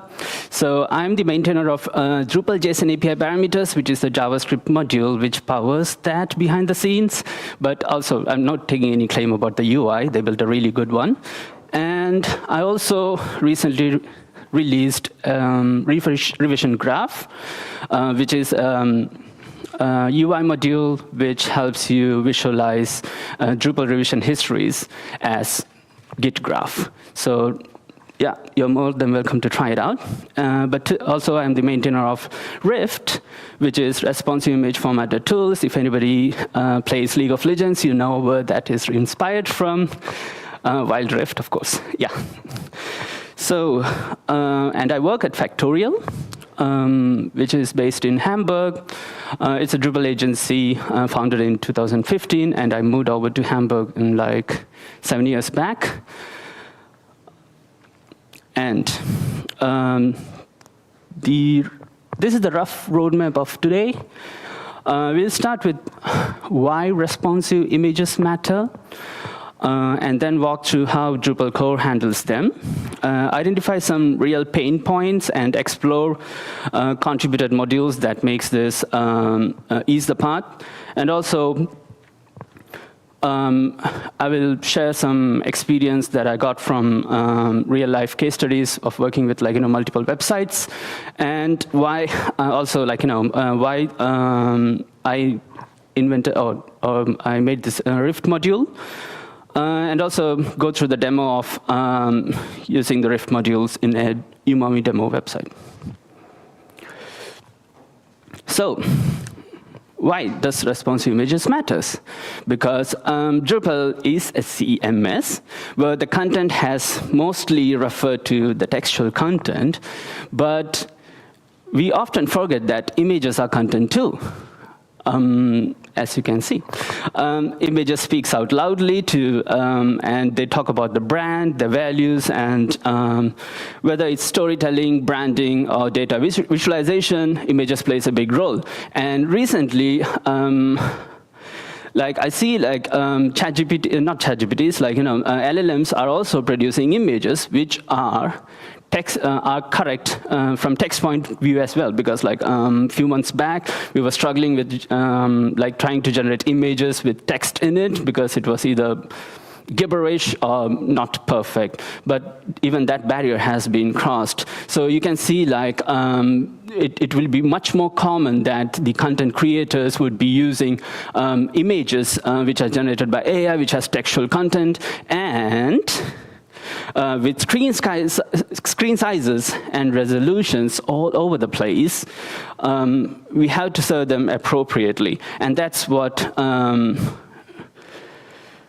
responsive images is about. But let's take a look at some user stories. Talk to your users, because once we build a website, we usually deliver them and forget about the content creators who are going to use the websites, or rather create content using the website that we built. So, so these are a few experts from the real life feedback we got from content creators, which are they would like to upload an image once and reuse it across multiple pages. And now this seems so intuitive. Yeah, media library makes it happen. And this is also something we have to keep in mind, because when we deliver responsive images, which is basically like different images for mobile and different images of on the desktop, to say the least. And this is an often overlooked criteria that they would like to reuse the image. And they would also like to have full control on which image gets displayed where. So the content they create looks good and as intended on mobile as well as desktop. So, and also, they would like to avoid uploading the same image in multiple sizes, because, yeah, just because the responsive images I mean, the theory behind the responsive images is serving different image and different breakpoint, but we shouldn't ask the content creators to do that for us. I mean, come on. In Drupal, this can be done automatically, and then, yeah, this matters a lot to them. This makes them happy. But then comes the front-end developers who would also like, who cares a lot about the performance of the pages, because if it takes around 3 to 4 seconds to load the whole page, the experience is really bad, because nowadays the expectation is the page loads within 200 milliseconds. And so yeah, this matters a lot, because the images are mostly are the biggest data hog on a page, so you have to worry about, unless there is a video, of course. Then, yeah. Also, the front-end developers would like to work with predictable sizes images, because if they know the size of the image beforehand, they can optimize the CSS or whatever is needed to look the components or look good on the pages. So predictable image sizes and performance are quite important for front-end developers. Then we have designers, which are often forgotten. By the time we get the design, nobody talks to them most of the time, or maybe that's a different workflow you follow. And the designers would like to, and this is because most of the time the designs are handed over, but and they have designed it with certain aspect ratios in mind. But if this is not communicated to the front-end developers or the back-end developers or site builders, these often get lost. So in the design, so you might have seen, the content looks good in the supplied design with the demo mockups, but when the content creators are creating the pages with, it looks odd and doesn't adhere to the design. So this is where the aspect ratio plays a very important role. One of the common problems which I have noticed is, for example, if there is a list of teasers which are shown in a search result page, sometimes the images on a certain teaser is larger than the other one, and the row looks odd with different heights and all. So, but yeah, so this is where the front-end developers would like to have this predictable sizes, so the page looks good, irrespective of what kind of content it is being shown on the page. Then, the Drupal site builder. So, yeah, notice that I'm not talking about backend developers here specifically, the site builders. Site builders are, I started my life as site builders, so yeah, the term is very dear to me. So we like to ensure a smooth experience for content creators, allowing them to easily reuse images across the site, because that's a win for us. And would like to also adhere to the design systems, so that irrespective of how the content creators uses or uploads, what kind of images they upload, but in the end, the website should adhere to the design system. And we will also provide responsive images automatically, if possible, but while not compromising the performance. And that's very important for front-end developers, so it's important for me as a site builder. And again, it is often overlooked again that serving the right responsive images across various devices, and now we have so many different screen sizes, could also lead to so many images being created on the server, which has a direct implications on the the file size or space that you have to reserve on the servers. Not a big deal for sites which is serving hundreds of images, but if you're building a site which serves like 10,000s of images, it can very well be over 20 GB per responsive size that you implement. So, what's responsive image now? So the images that works well on devices with different screen sizes and resolutions and yada, yada, yada. There's a lot of things nowadays, but I won't be discussing all of them. I'll be just looking at the topmost few of them. So let's have a quick breakdown into 3 major concepts of responsive images. The first one is scaling. So scaling is adjusting the image size proportionally based on the screen in which it is displayed. So if it is a screen which is 400 pixel wide, and you might not want to serve as image which is larger than that, because it often leads to unutilized. It often leads to wastage of bandwidth that the user has to download an image which is larger than it is required. But if you supply a small image on a larger screen, then it can look blurry, which defeats the purpose of from a marketing point of view, even though it will have a good performance score. Not recommended. So then we have an art direction, which is quite tricky and often ignored. It's about showing a completely different image for different screen sizes to preserve the focus or the layout. So let's take an example where we have text. So this is not an example that you would find in real life much, but it is used to make the context more obvious. So here you can see one strategy, a vertical image which with some text was uploaded and which looks good in mobile. But as it is shown in a tablet or a large display, it gets resized into a non-optimal design layout. So it can also, and if you try to fix it with making the image use as much white space as possible, what happens is the image gets cut out in a way that is not desired. So these are the things. This is the problems that you usually face after the the website is deployed, and you get bug reports like this, that the image doesn't look good, or it gets cut off unintentionally, and so on and so forth. So the part is here again is the aspect ratio. So as you can see, on the mobile in the previous example, a 9:6 aspect ratio was used.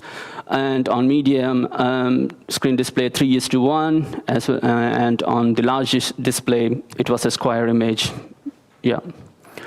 So, and then we also have nowadays screens with high DPI, which is basically there is more pixels which are squeezed into display in displaying the single pixel. And on such screens, to deliver a really crisp image, the scaling based on device width is not enough. You offer, for example, for a 2x DPI screen, which is quite common nowadays, you would have to deliver an image or display an image which is 2x, 2 times the normal width of the image. So yeah. So resolution switching gives high DPI screens sharper images, and low DPI ones smaller ones, smaller files. And so yeah. And this is an overview of various techniques which you can use to implement responsive images. One is one of the most popular one is CSS background images. Here, this is quite used in images which is shown in the background of the whole page as like full width, full height images, and this requires like some CSS knowledge to make it work properly. So it's not really useful when we implement like a CMS where the images are dynamically served, and because they usually don't fiddle around with HTML and CSS, the content creators.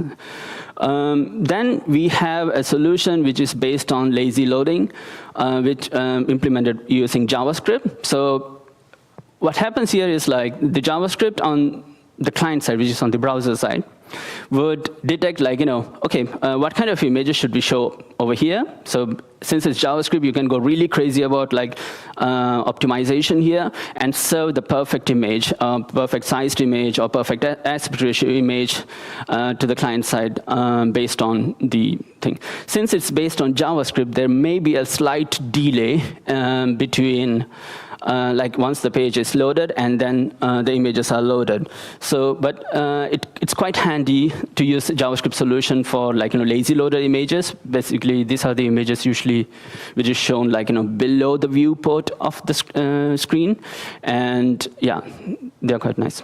Then we have solutions which are based on server-side image styles. So this is basically using picture element, which is supported by almost all browsers nowadays. So in the old days, like the solution which was available which is still available to display images is using the image tag, IMG.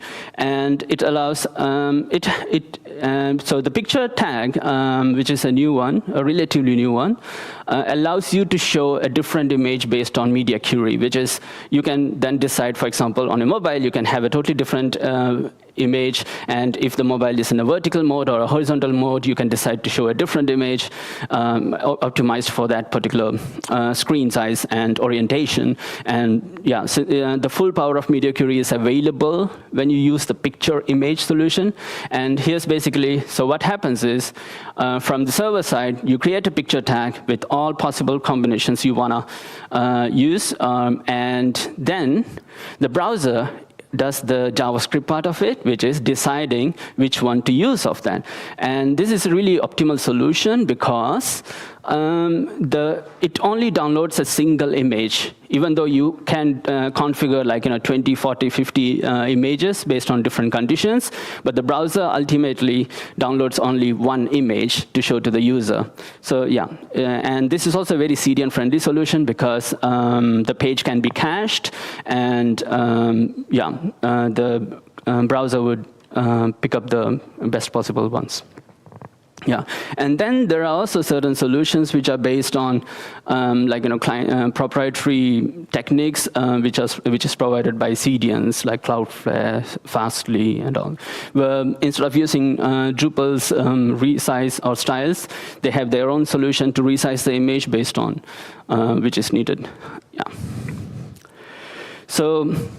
Now, before I go to the Rift module, I would like to go through some, what's there in Drupal core, and also touch briefly on, a few other contrib modules in this space, which solves some of the pain points of Drupal core solution.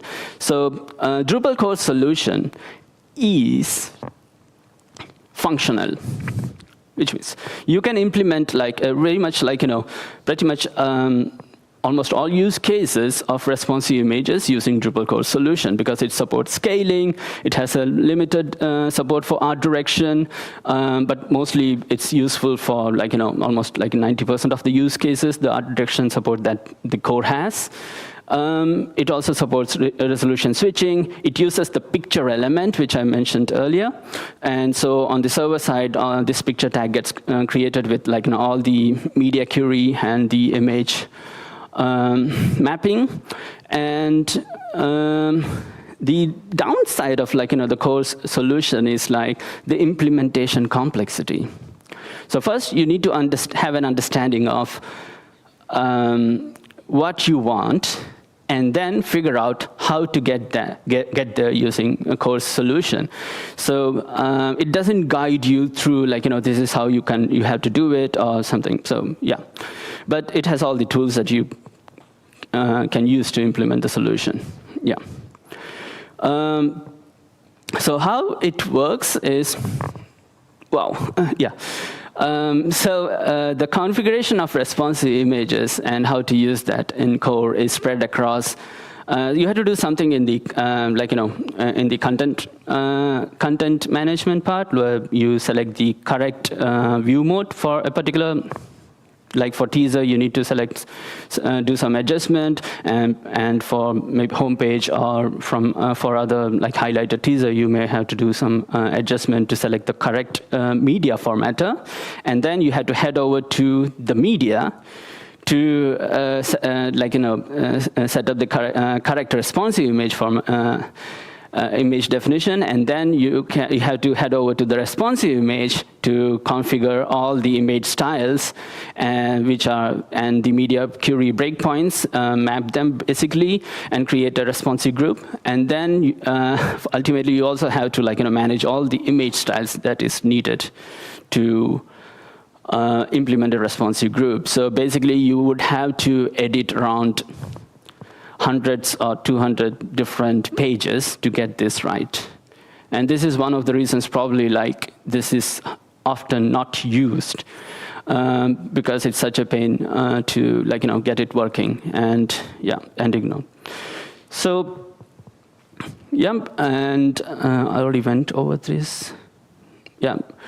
So and this is my favorite part, because for those who are wondering, this is a super mouse, and it is like one of my childhood heroes. It's from a small part of India called Kerala.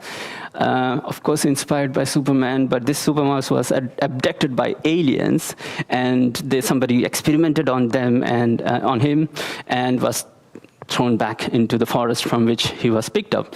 But he gained superpowers, and he started protecting everybody in the forest. So and I really loved those stories.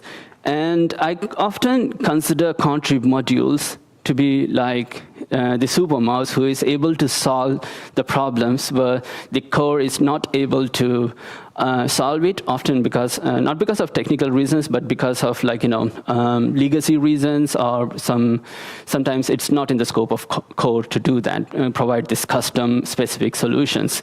And and sometimes the contrib modules which later gets into the core, which is also an awesome thing, like views, for example.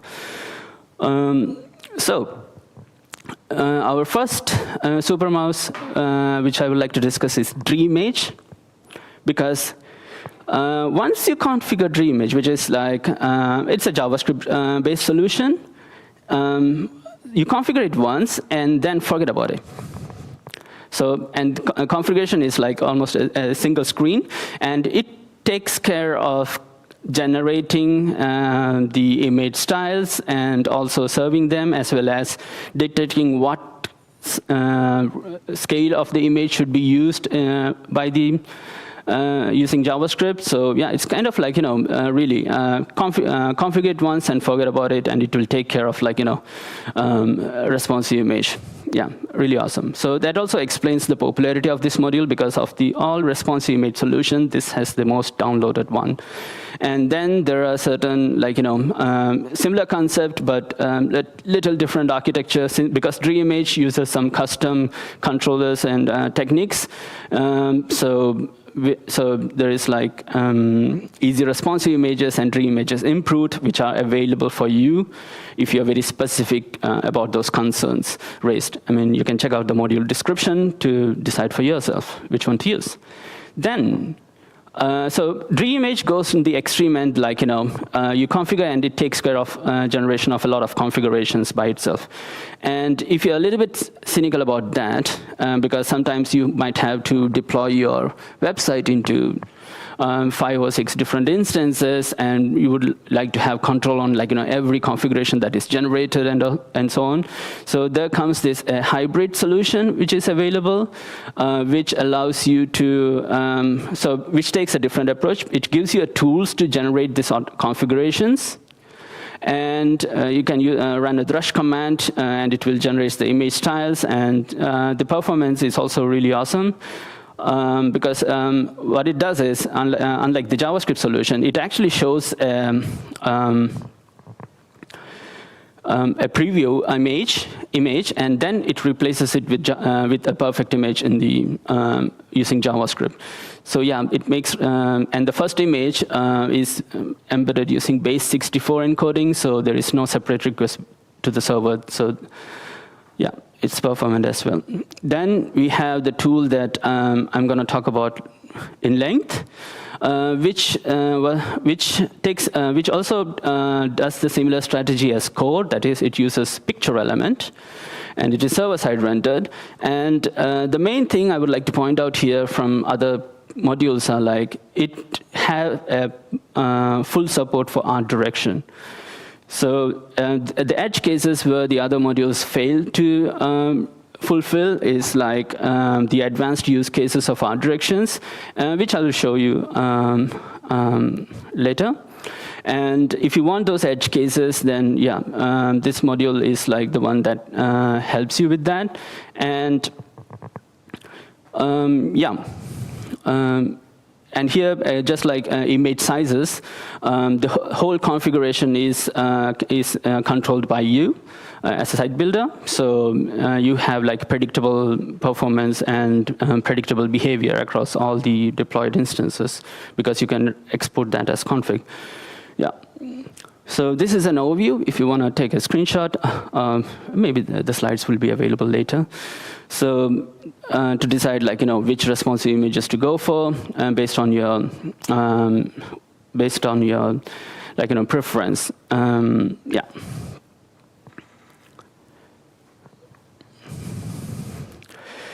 So let's deep dive into Rift module. So this is the screen where, like, I showed earlier, like, what you need to do to configure core responsive images. And this is what Rift does. It removes all those, like, you don't have to generate a single image style, no matter how many responsive group you define. You don't have to configure the image media entity, because the Rift module allows you to select the responsive group right in the field formatter for the media. So basically, you have to select the right formatter on the teaser of a content, and yeah. Then it replaces the managing of responsive images and definition with a single UI. So on a single screen, which was very, very important for me, you have a full overview of all the responsive groups you have on your website. You have full control on, like, which of them, what are the media queries, which are, like, showing, like, what. So yeah. So Rift UI is the first main feature of Rift, which is like one single screen to manage all your responsive groups on the website. Then it supports art direction, where it not only, like, supports the smart crop and focal point manual crop, which is basically two country modules, which allows you to define the point of interest on an image. You, as in a content creator, can, like, for example, using focal point, just click on the point of interest on an image, or using manual crop, they can actually draw a rectangle around the point of interest, so that when the image is resized later for responsive images or on different screen, for the point of interest is preserved. And but what Rift does is, like, it also allows you to use a totally different image on different breakpoints. And here, by totally different image, I don't mean using a different image style or different sizes, but a totally different image, as in you can use an image of a squirrel, and then on a mobile you can use an image of a pumpkin if you desire. But what this allows you is, as a content creator, you can, for example, start including tables in image, which designers could create. And for a large screen, you can use a table which shows, like, more columns, and in a smaller screen, you can, like, just use a totally different image created by designers to create the impact and all. And maybe also you can, like, show the information in a totally different way on mobile screen, which is much more pleasant for the users. So without coding, basically, just by click, click, click, you can use these features. So to have a support for using totally different image for, yeah. This is one of the few edge cases where Rift module really shines. And this is what I use the most, which is if you have ever tried to debug responsive images, you know how difficult it is, because you have to look at the source URLs or screens or whatnot. So Rift has a mode, so you just select that mode, like placeholder mode, and all the images where you have implemented this responsive images get replaced by a placeholder, which tells you what width and height of the image will be used on those.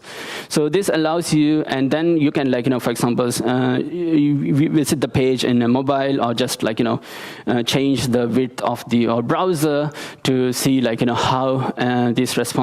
how your responsive settings behaves, so that you can catch some edge cases where you are serving really small images on a very large screen, for example. This happens more often when you configure responsive images, yeah.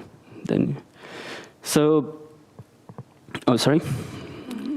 Yeah, and all these features are possible because of some architectural decision that was taken. For example, the first is aspect ratios and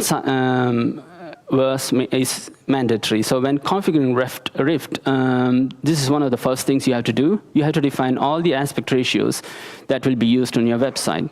And so basically, it starts with talking to the designers, yeah, and asking them, what kind of aspect ratios do we want to support? And this has an impact on, for example, the content creators' experience, because when content creators are now using manual crop to define aspect ratios, they don't have to define all of them. They have to just define the ones which are used in the website.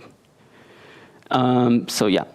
And the sizes for breakpoints are mandatory as well. So, and here's most of the time I used to think breakpoints defined in your theme are enough for defining responsive images.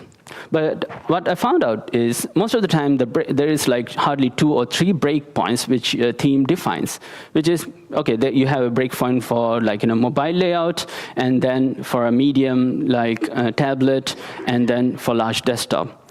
But when you want to serve the right image on different screens, you have to think more than just the breakpoints defined in themes.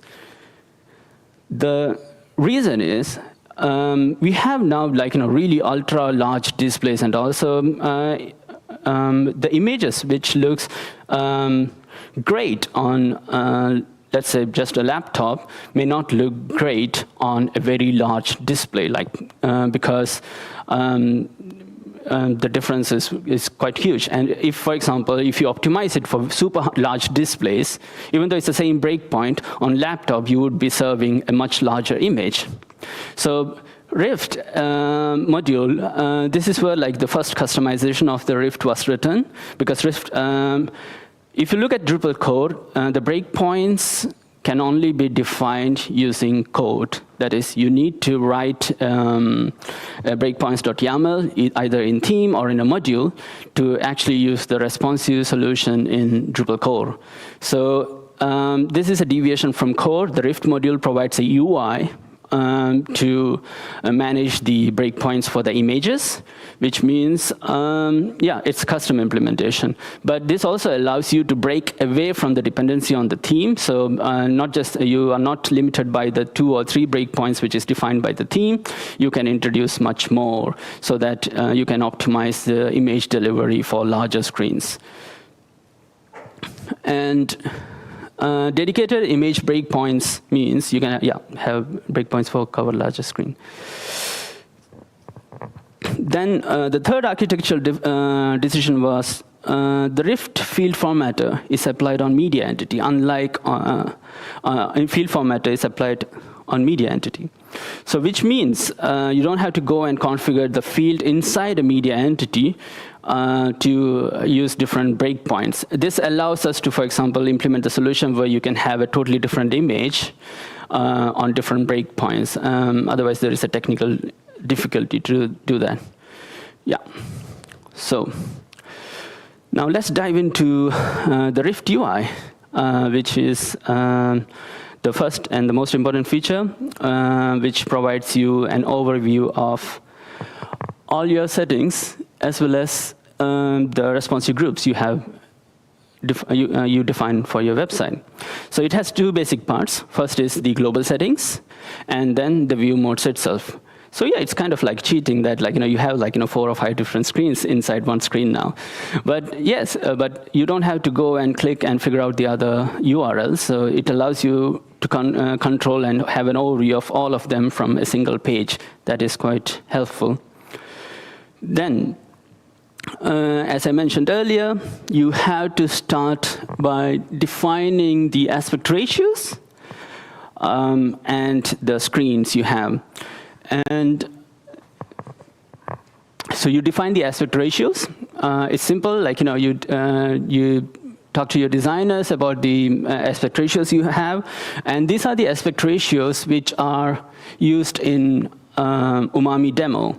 And yeah, it only has 4 of them. And then you define the screens, which is basically the width at which you want to use a different image.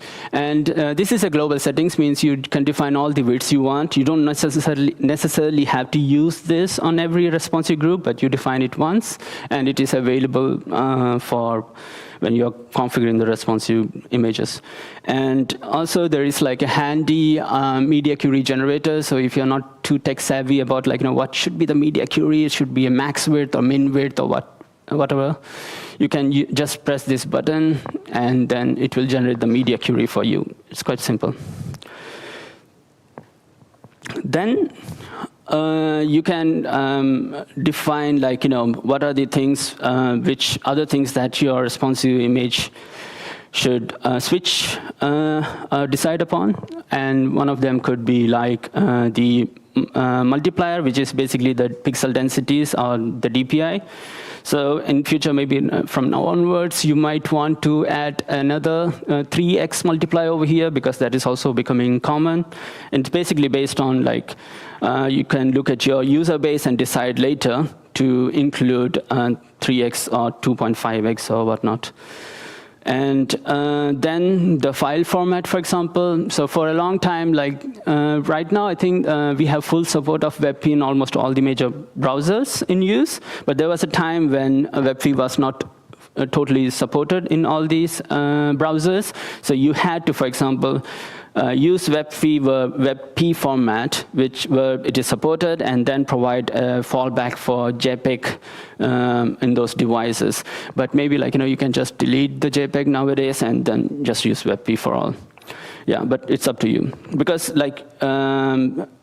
if you use this extra file format, remember the server will have to generate different images for WebP and JPEG. So you save a lot of disk space if you just switch over to one file format. And maybe tomorrow there might be another format, and you can just add them later. And once you configure the global settings, this is how a single setting for a responsive image now looks like, where you already have a row for each sizes, and then you get to choose whether it's enabled or not using this checkbox. And then you have to first decide what is the image width on those sizes. So 100 VW means 100 view width. So you can just, for example, if it's like a hero banner or something which is displayed in the full screen width, then you can just enter 100 VW for that. But sometimes you already know exact size of the image you want to use on a particular screen size. So you can also implement just the number. And then, okay, there is a mistake. This is a typo. Please ignore that. And then you select the aspect ratio to be used on those sizes. And so that's the main settings. And you can also give some extra attributes like loading eager, which tells the browser that download these images as soon as possible, because this is very important image. For example, this is something that would use for a hero image, which is shown on in the viewport. But you may choose to have a different global settings where I think I can show. Yeah. In a global setting, you can set it to loading lazy, which means it will avoid loading the image until it is in the viewport. So this is a lazy loading, which is implemented natively by the web, by the browsers, and you don't need any JavaScript to do this for you. I mean, it does it for you. So yeah. Then after you have configured the view mode, and then, so here, like, I'm calling it like in a hero, because it allows me to pick it up later. You head over to your content, and in this case, the card where you select the Rift media picture and the view mode that you want to use over there, and that's it. So you define your global settings, like what are the aspect ratios and the sizes of different screens you want to support. And then the responsive mapping, like, on what screen do you want to see show which image based on aspect ratio, and Drupal would create the appropriate image styles and serve it. So yeah. So yeah. So now let's. That's about Rift module, and I think yeah. So let's have a look at the case studies. We have this premium. We built this website for Okio, which is a premium luxury brand. The images over here are characterized by high resolution and professional composition, emphasizing on the aesthetics of and functionality of Okio's lighting solutions. What needs? You can see, like, this is the product, and here, like, the rest of the image is also very important. Because Okio being a premium luxury brand, they are, like, selling experience and not just the product, which means, and the experience is depicted by, like, what is outside the product and how it is getting affected. So this way, I mean, Okio was very particular on, like, they have full control on exactly how the images are resized, and that's why manual crop was a solution which was very, very, very delightful for them, even though it takes a little more to configure them, but they wanted to go that extra step, so that, because that's represented by their brand. Yeah. Then we did some work for Boeing and Ingelheim, which is an enterprise corporate website. And here, the texts were more important than images, and images were just like a supplementary content, which was enhancing the content of the website. So the important part for them was mostly like space concerns, because more than 10,000 images were used, and it should be easy to curate the images and so on and so forth. So here, like, focal point was again preferred instead of manual crop, because it was much more user-friendly. Then we have worked on a product website for Dole, where the product was the central focus of everything. So, and ease of use, so after talking to the editors, we set up a focal point for their use, because that was more than enough for the images and imagery they were using on the website. And yeah, so the main lessons learned from these were, like, there is no one-size-fit-for-all. So decide upon focal point or manual crop after talking to your content creators, and and also how much automatic control they want on their solutions. Yeah. So since no sacrifices were made for the demo gods, okay, I will just, like, quickly show the demo.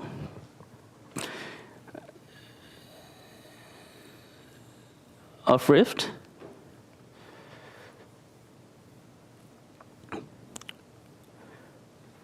So it's Umami demo. You can just turn on the, so you can set up Umami demo and install Rift and turn it on, and it should be available for you. So you need to go to the configurations, Rift settings, of course, you need to turn on Rift UI to take full advantage of this configuration screen, where you select aspect ratio, the screen size, and then later on you set up the view mode. So this is again for Umami demo. So for the hero of the Umami demo, like these settings are like perfect. And if you enable or you can enable or disable these things based on your preference. So maybe it's kind of a trial and error to see like which one works for you. And then over here you can select a dummy image provider if you want, like a placeholder.co, and save it.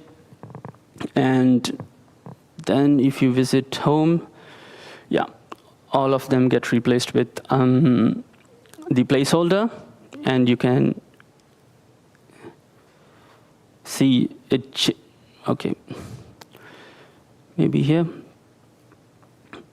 it uses a different image. So this is really good for debugging. And you can, once you're done, you can switch it back to combined image styles and do it. Yeah, there is nothing much to demo that it works. And again, stressing on the point that you get to have a full overview of all the things from here. You can decide, as you can see, like the same image was used for like lower breakpoints, so we just turn it off. You don't want that. And sometimes it even helps using a single breakpoint, because the image size doesn't change, but it allows you to, for example, serve WebP and JPEG for that single image based on the support, and likewise. So yeah, there's nothing much to demo, yeah. But any questions? Yeah, I appreciate that.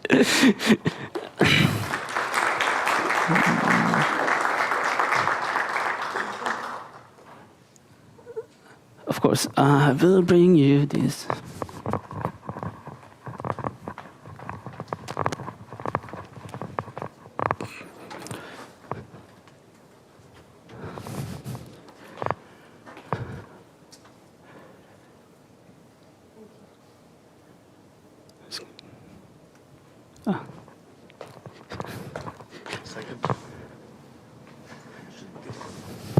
Oh, there we go.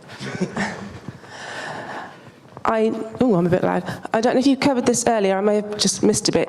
Does this only work for image fields, or can it also work for images added via the content editor? I'm not sure I got the question correct. Can you please If content creators are using the CK editor and they want to insert media image that way, can this work for that too? Indirectly, yes, because this works on media entities. So if you embed like media entities into your CK editor, then it should work. So it also works in Layout Builder, for example, where you select the image from the field. Yeah, as long as it's a media entity, it would work. Thank you. Yeah. Thank you. Any more questions?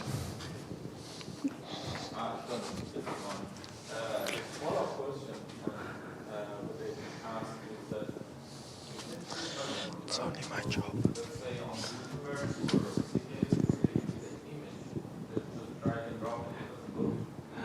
No, it won't. Yeah, that's what design choice, because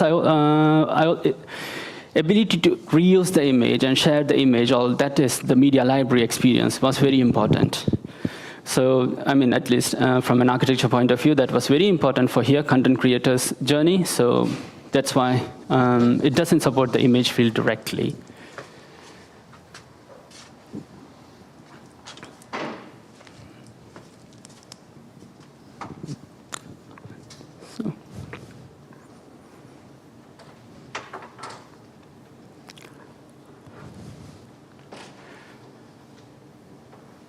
Any more questions?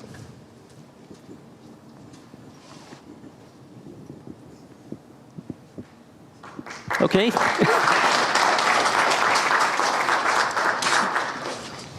Thanks a lot.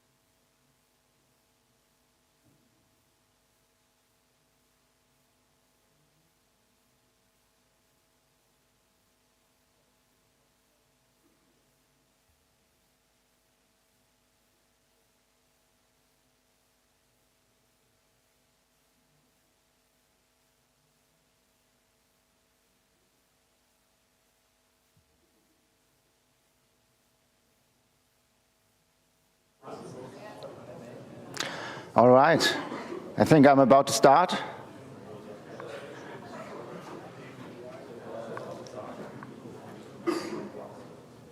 Everyone ready?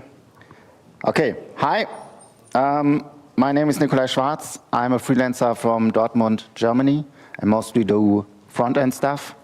And occasionally I write articles. I'm doing Drupal since around 2008. This talk will be about the Jewish Museum in Berlin, who I'm working for. By the way, who here does front-end stuff? Okay, and who here has actually paid an accessibility expert to do an assessment of the accessibility of the site? Okay, one. Expected maybe one or two. Okay, a little bit more. Okay, good. This talk will be about the some accessibility issues we had on this site. I will give lots of examples where I thought something was fine and then it wasn't. To the background, in March 2020, we did a complete redesign of this web page. Then it was still Drupal 7, and 5 years ago, I made sure that the site worked in Internet Explorer 11. And there were some technologies that we didn't have back then, like, for example, container queries or dialog or inert. In April 2021, we had an accessibility test made by Jan Helbusch. In April last year, we finally migrated to Drupal 10. I took most of the CSS we had before. Of course, the theme changed a little bit because of Drupal, but the CSS is still, in most ways, I'm using old CSS, and I would like to modernize it as soon as I get the possibility to do so. We had a surprise accessibility test last year by BFIT, and then we had another accessibility test in January of this year. And the idea was, when I proposed the talk, that I have enough time to have solutions for all the accessibility problems we had in January. That, of course, was not the case. We are still working on that. Jan Helbusch is a well-known accessibility consultant in Germany. He has written several books about the topic.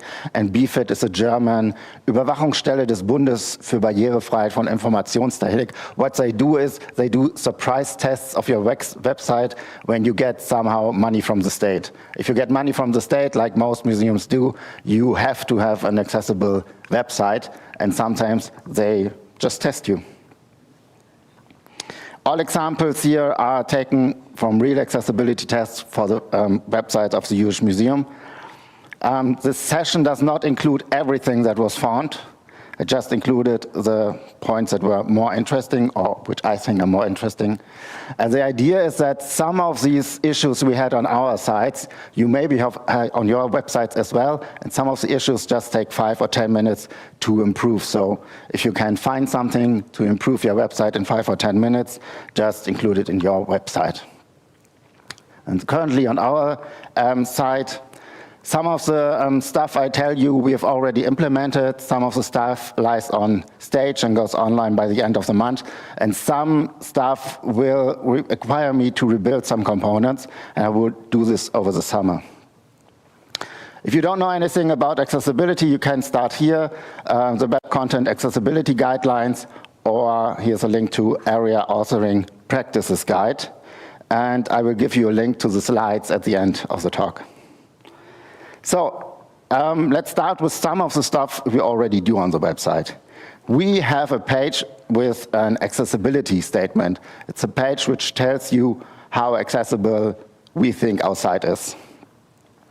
We have a page about simple English, or in German, leichte Sprache, einfache Sprache. We have a page for German Sign Language. And if you know about German laws, these 3 pages we have to have because, as I said, we are funded in part by the state, so there are certain few pages that we have to have on our site. But then we also have more. We have actually a page about how accessible the museum itself is, and not all museums have such a site, such a page. Occasionally, we have some events which also include sign language. In most cases, it's German sign language for us, of course. The editors are actually doing their best to provide helpful alternative text. Here are two examples for the first two images. The first image says, black and white photograph, 2 light-colored female and 2 male busts stand offset in front of a dark wall. And that is way better than many other projects I'm working on. If you want to, you can check some of the museums in Leuven or Brussels and check what their alt texts are. I checked the website for a museum in Brussels and they had no alt text at all, for example. So this is pretty good. I'm not reading the second one. Here we have on the left side an audio file, and you can see that we have a transcription there, which you can open, and then you get a transcription of the audio file. We don't do this everywhere, but some of our audio files have that. Here we have something that we call info panels. It's a list of links for a certain topic, for example, here for an exhibition, and we do this, we put the info panel on each of those pages that are linked here, and then we do something. Here in the top you can see current page. This started as something for accessibility when we like to tell the screen reader that the person is on the actual page and doesn't have to click the link. And then we decided to just write it there for everybody. So that means that I have to check in the background each of those links against the current page and then put the current page in front of it. So we are doing something, and I think we're doing more than other pages for accessibility. Still, of course, the accessibility tests found some stuff that wasn't going quite as well as I thought. Here's some of the stuff that I knew about, but I managed to do wrong anyway. Here on our front page, we have these 3 boxes, which are teasers, and they look something like this. And since I'm showing you colors, you can already guess where the problem is. The problem is with the contrast. If you check that, this blue is okay. This has a high contrast. This is also okay. This white on red is not okay because the contrast is 3.76 and we need to reach at least 4.5. Solution here is easy. We have different solutions, different things we could do. In this case, we will just copy this color for the first element, and then we are fine. This is the language switcher. If you click on this EN on the top here, or the DE, whatever stands there, the language switcher opened, and I implemented it like this. And maybe you can immediately spot the error. We have different languages here, and I simply didn't include the language attribute, which I need here. Here we have the search page, and for some reason, the results were not presented as a list. Here we have some icons on the mobile menu, like the hamburger icon or the close button or the search button. And a few years ago, it was implemented like this. It was a button with an SVG inside of it. And when the screen reader tries to read it, he can't see anything because the SVG, there was no text, and the SVG didn't have a title. So in a screen reader, you do not know what you click onto, what's about to happen. So what's missing there was an area label telling the button what it's actually about. So then I just added area labels to every button. And then in January, we noticed that for this search field, I also had added an area label. There are 2 issues here. This is the English side, and I just put the German area label, Suche, above the search. So there are 2 mistakes here. A, shouldn't have put the German word here, and B, it's doubled. The word is already searched inside the button, so I don't need an area label here. So the solution here is just delete the area label. And by the way, no area is better than bad area. And I've linked an article which says that when they checked various sites for area labels, they found out that in 34% the area labels were likely incorrectly used. So don't put it everywhere. This is another small issue with the pager here.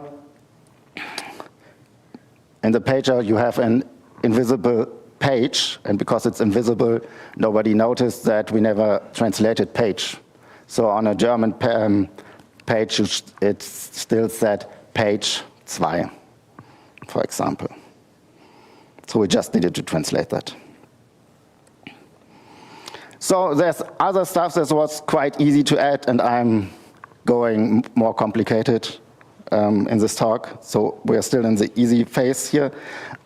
We have this contact form, and the contact form has some asterisks here telling people who can see that this is a required field. Problem, of course, was we didn't explain what the asterisk was, so we had to add a sentence explaining that fields with an asterisk are mandatory. Here, that was a few years ago, we have different navigation elements on the website. We have the dark blue at the top, our top menu. We have the main menu here. We have a side menu with different icons, and we have the links in the footer. And I just put nav elements around all of them. But the problem is, when you have more than one navigation element on the page, you have to put area labels in each one of them, except for the main navigation. So solution was easy. I just needed to add area labels for the other navigations. On this page, the problem was this part here. And at this point, we usually write the date of the event, or when the event is in the past, I just put past event there. The problem was this did not have any heading. And the note were given was it needs to have a heading, so now it's an H2. I'm not quite happy with the H2 because the H2 is not the heading for the rest of the text. But that's, for the moment, what we are working with. Here, the problem lies in the first 2 lines. We have a top line, a kicker, and then the headline. And of course, this was just a paragraph and a heading. And I never thought about that. There could be a problem, but the suggestion was, if this is combined like this, we need to put it in a heading group. And we need a heading group here around the P and the H3, and then the H3 needs to have an ID, and then the H group needs to be area labeled by that ID. That number here is because I need a unique ID. That number is just the paragraph ID. And now I have grouped these 2 together. In case you have, like me, never heard of H group or forgotten about it, H group represents a heading and related content. It groups a heading together with 1 or more paragraphs. By the way, the slides contain occasionally lots of text. You do not have to read the text. This is more like if you want to read the slides later, you can read the text. For this talk, I will tell you everything you need to know. You just need to pay attention to the images and to the source code. H group was actually dropped from HTML5, but it's still alive in the Living standard, and it is supported by all browsers, so you can use it. And accessibility test says we should use it. This one is about this banner for the Children's Museum of the Jewish Museum in Noah, and I just put a paragraph there and then the link. Problem is this link in itself has no context. So the suggested solution was either this, put the link into the paragraph, which is a little bit different because this more tends to be at different positions depending on the responsive design. So I do not like this. We can also use something like this, where the A is inside a P and then area described by the heading. So we are getting to stuff that surprised me. First one is this. On most pages, I'm just using a main and then an article. And on most pages, the whole content in the main area is inside an article. And it's just usually not a problem, except for screen readers, because for screen readers, the main content is grouped twice. It's grouped once by the main and then by the article. So in this case, the article element should either be removed or given the role none.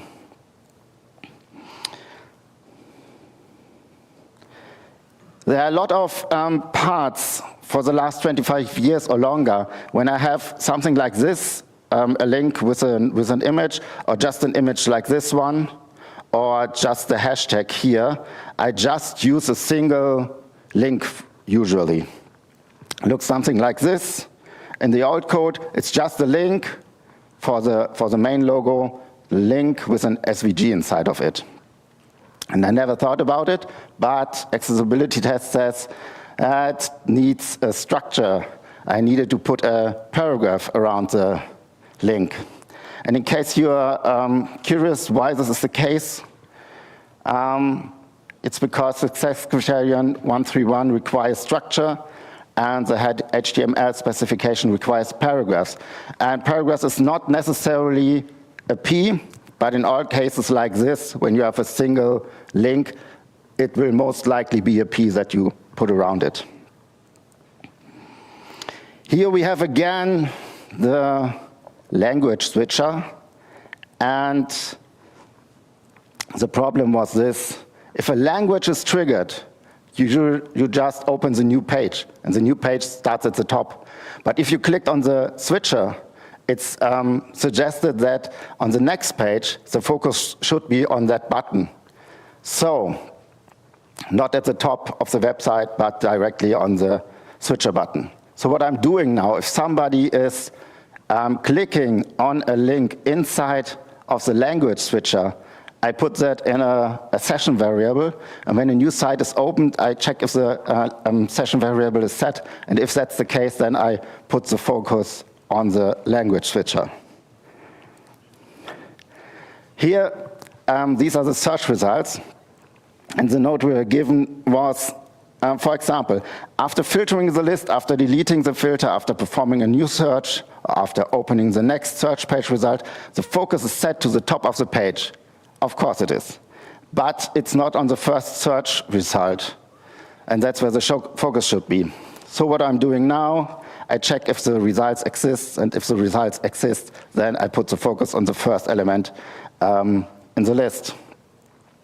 What's open at the moment, when there's no result, we don't display anything, and we probably should put a sentence in there and then just put the focus on that sentence that's still open. But now it looks like this. If you click, if there are results, the focus just goes on the first entry. This is a card we have sometimes on the page. It's one of the cards that just turn around 180 degrees. And this is my implementation. It's just a few divs. And then the SVG is the graphics on the right top. And then we have a heading in H2, and then the content on the other side. And I was quite happy with that, because nothing is hidden. If you read that in a screen reader, you get the H2, and you get the paragraphs, and everything is fine. And when you tap, because there's a link on the other side, you can tap on the link, and when there's a focus, the card turns. I thought that was splendid, but because this is part of the presentation, it was not. So, problem number one. If you tap through the page, it can happen that the card is outside of the viewport. And when you tap on the card, it scrolls into the viewport, but the card is already turned around. So you do not see the the front. Problem number one. And problem number two, for accessibility, you need to have an active element, which the keyboard users can actually use the keyboard for. They have to hit enter. So it can be triggered by a mouse over, but it must also be triggered if people using the keyboard are just pushing enter. And the note was, best case would be for keyboard users if somehow the font remains visible after the flip. I don't know how we can do that because this is not what we want. The suggestion is this, that we use a button which can then be pressed by enter, and we use popover to do that. Popover is pretty new, and we will not use this because popover is now supported in all major browsers, but Firefox implemented this around last year. And the last we talked about it, we will only use features that are supported by major browsers when they support it for at least 2 years. So we will have to put something else there. Don't know what yet, but it shouldn't be that hard to implement this. In case you haven't heard about popover, I put a link in there. You can do this with HTML or with JavaScript, and the best thing about it, you get something for free. For example, you get a light dismiss. If you click next to the popover, it will close, and you also can close it with escape key without doing any programming on your own. It just does it by itself. So popover is pretty good, but you can't necessarily use it right now.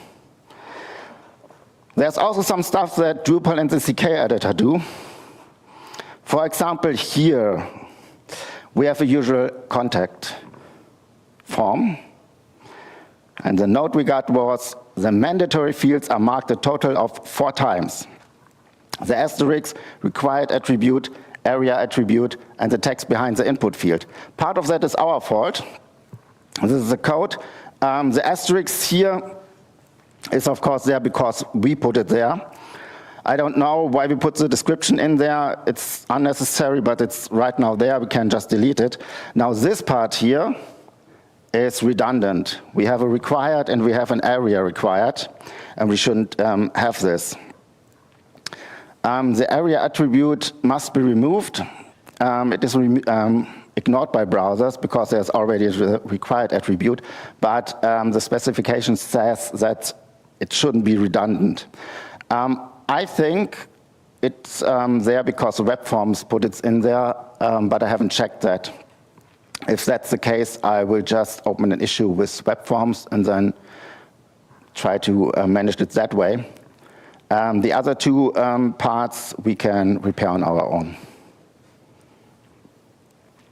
Then we had a note that the error messages are displayed as a tooltip on the input field. However, if they disappear, if you push that outside of the view. I think they are talking about the browser tool tips, in which case I wouldn't do anything about it, but I have to check this again.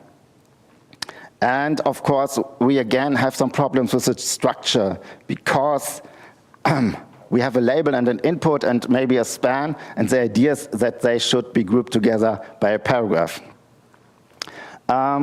Again, if that is the case, it should be done by web form itself, not necessarily by us, just on our page. So I will look into this and maybe write an issue about that.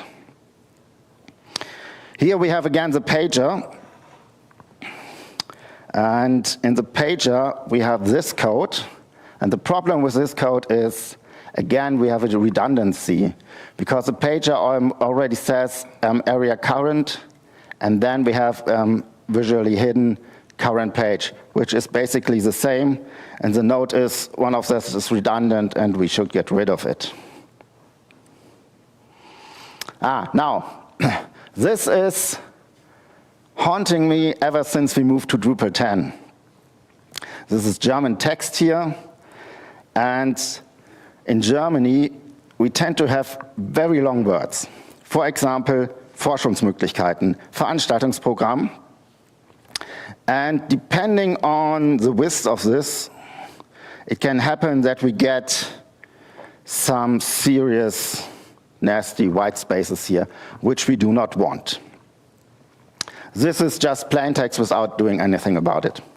Now, CSS has hyphens in it, and we could just add hyphens to it. The problems with hyphens is we can't control it. You can just turn it on or off, but you can't tell them anything else, like I only want to have a syllable with at least or a part which is at least 5 letters. You can't tell them that. So we get here something like Forschungsmöglichkeiten, this is a terrible break, Jugendliche, terrible break, and so on. And we do not want that. So, solution is, of course, just use shy, a soft hyphen, which you have to put inside the source code, and then you get something like this. Forschungsmöglichkeiten, here's a soft hyphen, and then the browser will break it, and you get to see the hyphen there. This worked fine in Drupal 7, and editors used it a lot. So in Drupal 10, I don't know if you can see it, but there's a shy here, for example. And you can write your shy in the source code, and then if you get out of the source code and then went into the source code again, the shy is gone. It just went magically away, and you do not know what happened until you try to find out if maybe there are some invisible characters, and indeed the CK editor removes the shy and puts in another form of soft word break, but this time invisible. It still works, but now the editors can't see what's going on. And now we have to find a way to rebuild something that works in HTML just like this, but it doesn't work in Drupal. And now we have to rebuild it with something stupid. Something like this CK editor soft hyphen plugin. It adds a new button to the CK editor, and we get this button. And when the editors use it, they see something like these pipes here. And these are all the parts where they put a soft hyphen with this module. So fine, it works. What does it do? In the background, it actually adds something like this, a new HTML element that doesn't exist, of course, but in the CK editor source code, you now see this. And then when you have your site, this gets changed into the invisible soft hyphen. But now you can see it in the code. Problems with this is, if you have something like a span or a site, and then use the shy, the new shy, inside of it, these spans get somehow broken, and the site gets broken. So now I have here a site, then the invisible character, and another site. And we were asking ourselves, okay, if this is broken up, what happens in a screen reader? So we had it checked, and in the screen reader, the site, for example, doesn't even appear in the accessibility tree. It's completely irrelevant for accessibility. So no problem there, but I'm still in the template. When I have something like this, closing site, invisible character, and opening site, I just remove this and just put the invisible character there. It's maybe irrelevant, but for the moment we're doing this.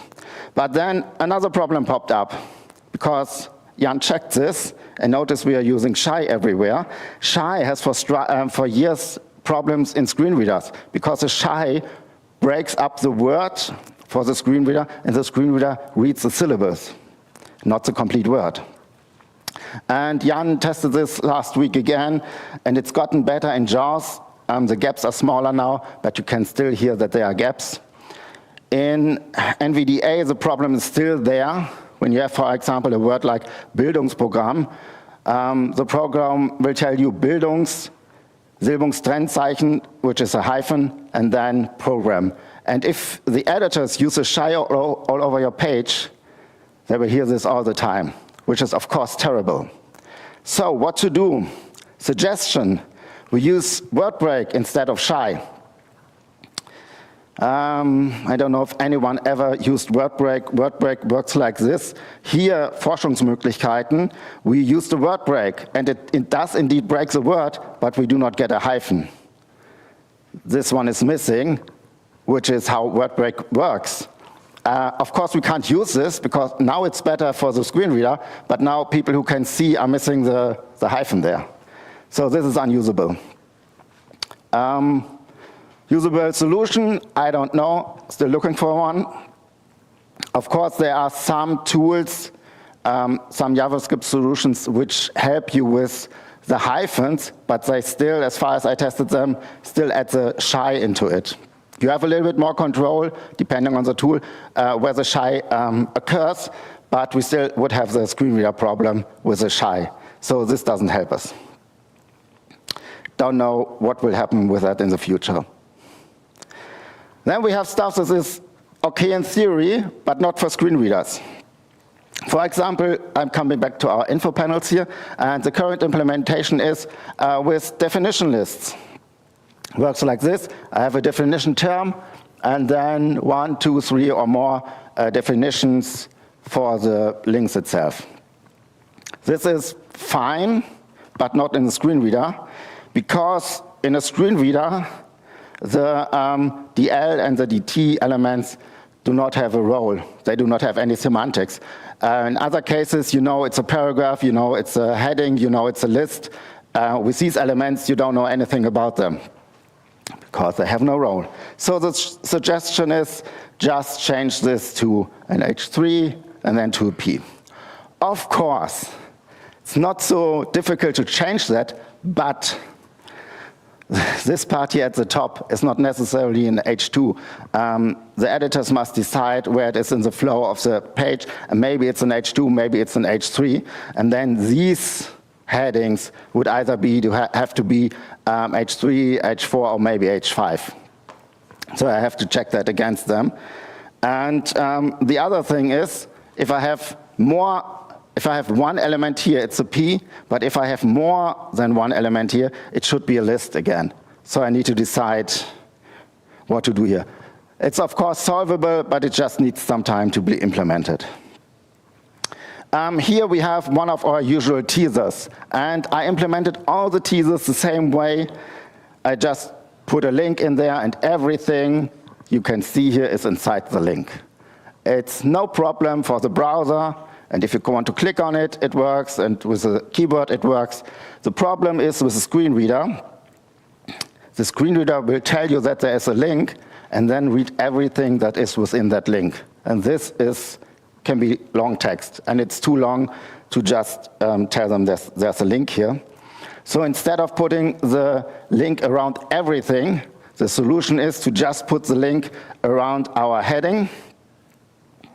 And then to make sure that you still can click on the whole area, you need to make your link area bigger. And you do this by putting a pseudo class in there, and just make sure that the pseudo class has a bigger area. Then it works something like this. Here, the teaser is around the complete text. It works like this. And here, the link is just around the first 4 words. And if you make the click area larger, it works exactly the same way. It behaves the same way. It's the same, can still use it with a mouse or with a keyboard, but it's better for a screen reader. Next, we have some elements, accordions. Accordions, something like this. You can just open, close it. Nothing fancy here. It's just details and summary. I have my H3. I have 2 SVG here. You could do it with 1, but here we have 2 for the minus and for the plus. And then you have the text that gets open and closed. And this was my first implementation, and then Jan said, no, do it differently. So he proposed the pattern for the accordion. It goes like this. You have a button inside an H3, for example, and then you have a div with a role region that is hidden at the start, and when you press a button, you have to flip the area expanded from false to true, and vice versa, and then remove the hidden to make it visible. And I was going, why do I have to do this? I need JavaScript for this, and details and summary work natively in the browser without any JavaScript. I don't see what's going on here. And then this went back and forth a little bit, and then he wrote me back that the problem is that we have a heading inside our accordion, and the screen reader couldn't access the heading. It didn't know that there was a heading. And we didn't understand why the screen reader didn't register that heading, and it turned out maybe was a problem that the summary itself already has a child element, and the H3 was another child element, and then we had two child elements in there, which somehow made problems in the screen reader. So the solution was maybe reset the summary to get rid of the natural child element, and then the H3 will register in the screen reader. And this works, and we could do that. The problem is we have more than just the H3 inside the summary. I also have the images there. And now, again, I have more than one child element inside the summary, and the screen reader, again, does not register the heading. So, suggestion, just move the SVG inside the H3. Simple.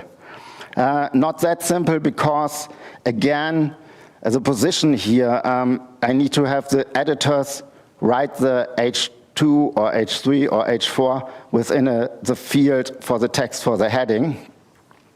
And I can't just move the images in there easily. Of course, again, there are some ways to do this, but it's not as easy as just move something around in the template. I have stuff that is just annoying. On our front page, we have these big teasers for the actual exhibitions. And there's almost always, there 2 or 3 or 4 of these big teasers. That's always the case, except in that 1 week when BFit tested the site. At that point, we had only 1 big teaser there.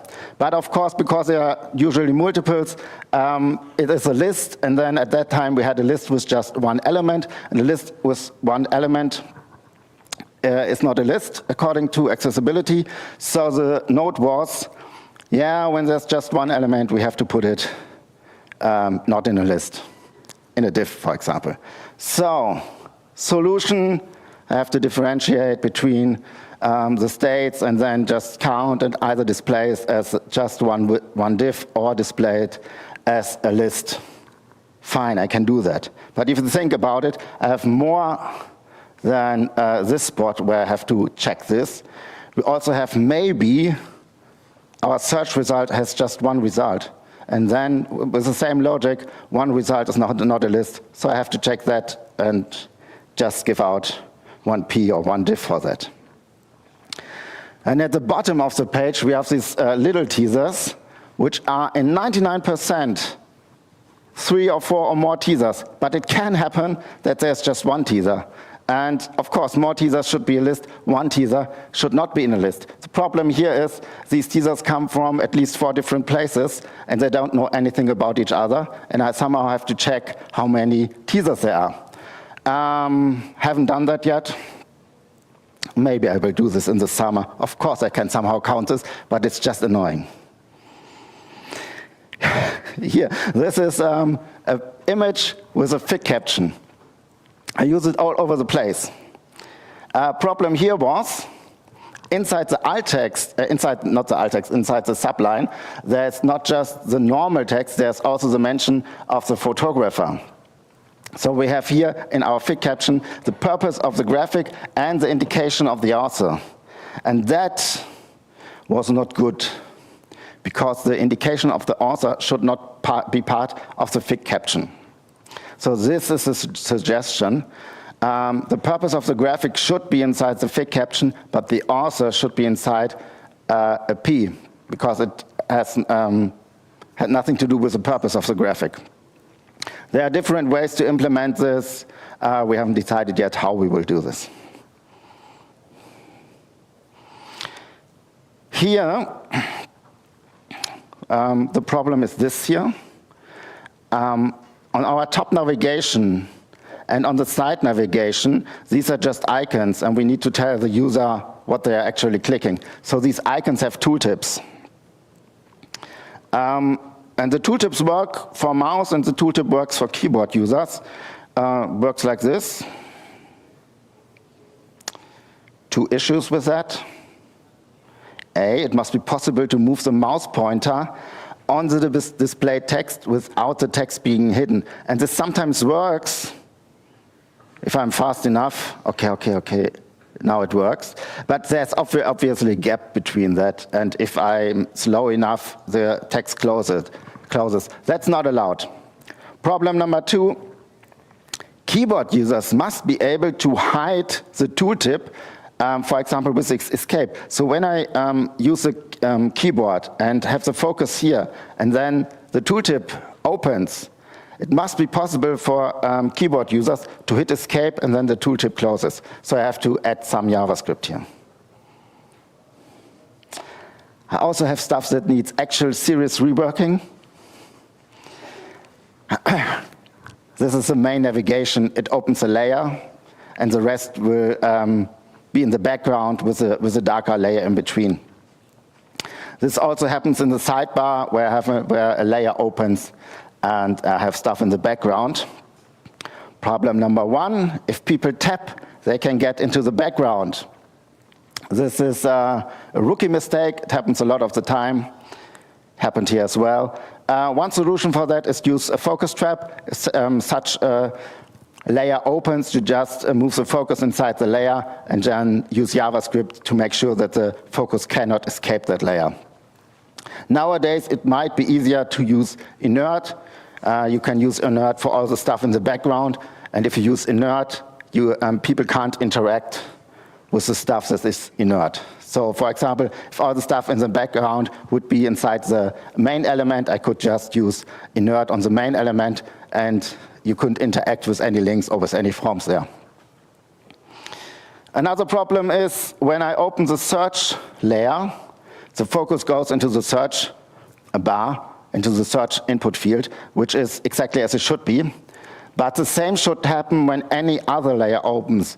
The focus should be inside that layer. And maybe the problem is, okay, I do not have any links here or any buttons. Where does the focus go? And the focus then has to go either on the heading, or because you see I have a kicker top line here, this needs to be an H group, and then the focus should be on the H group, on the heading group. Next problem, the new layers are right now just simple divs. Simple divs, no good. We need to have these in a dialog element, and then when the dialog opens, I have to open it with show modal so that the screen reader knows that there's actually a dialog now there. With something like button, area has pop-up. Next problem, I have here my list of buttons, and the layers that are actually opened are somewhere after that list. And that's not the correct order for the screen reader.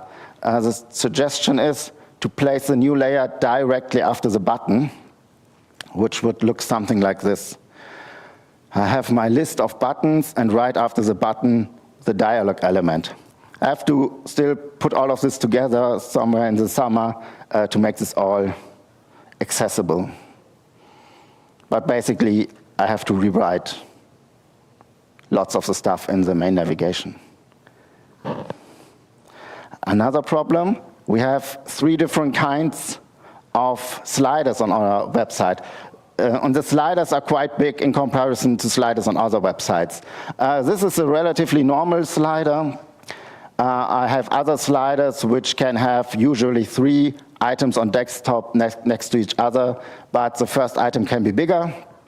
And on the front page, we have a carousel which just turns around, and not depending on how far you push this, not all of the elements can be seen necessarily. So problem 1, of course, I made the same mistake. When you tap, you can actually reach items that are not visible on the viewport. And this is not good for screen readers. Everything that's not inside the viewport or inside the actual slider width must be hidden from screen readers as well. Next problem. Slider items need more info. It's currently implemented like this. It's just a div with a figure. And for screen readers, there should be a little bit more information.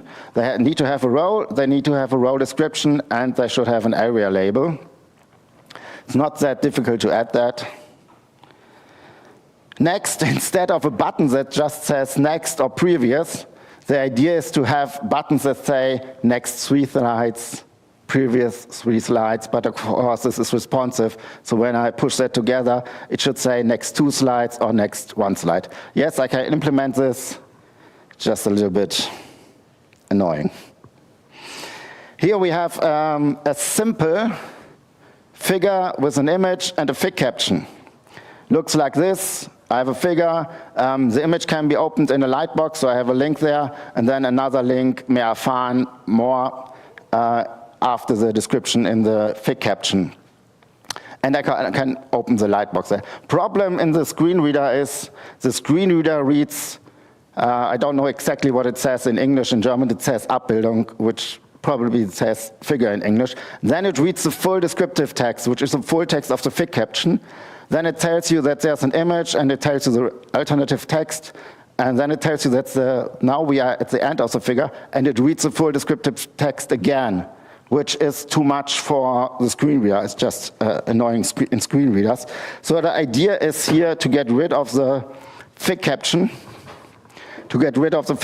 and just have normal paragraphs here, so that the screen reader doesn't get all the text. And at last, we have a few things that will not work with the current design. Example, we have this white text on different images. And depending on the image, you can see here there are certain parts that are maybe better, have a better contrast. For example, this A to the blue, probably not enough here. But then we have parts which are on white. It sometimes works better, it sometimes is worse. It depends on the image. We already have a shadow here in the background, and we made that shadow darker over the years. But again, depending on the image the editor puts there, the contrast is not high enough. And we can't really solve that. Of course, we could put some background in behind the text, but then you can see less of the image. That's not what we want. So this actually needs some kind of redesign to make it accessible. Another problem that not only we have, but every major website with more content or more components in there, you actually have to make sure that your website is still accessible when the user uses text zoom. And this is the usual mobile menu, but when you put the text zoom to 400%, we have parts that overlap. And of course you can scroll here, but this navigation is over the text, and that's not allowed. There must be no overlapping up to 400% of text zoom. And we have more than this place where it happens, and we need to somehow rework those places. And that's it.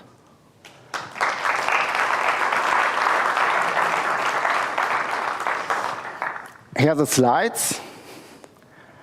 And does anyone have any question? Or before that, did anyone see something they want to adapt on their web page? Thank you.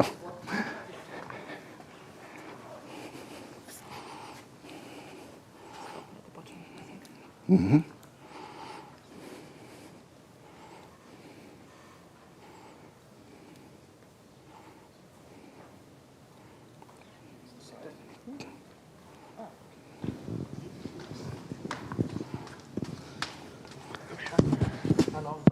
Okay. This is actually not a question. It's you had something about the error messages showing up inline as a popover from the browser. Yeah. There is a module called Disable HTML5 Validation that removes that stops the browser doing that and relies back on the Drupal inline form errors. If you want to. Good to know. Someone else?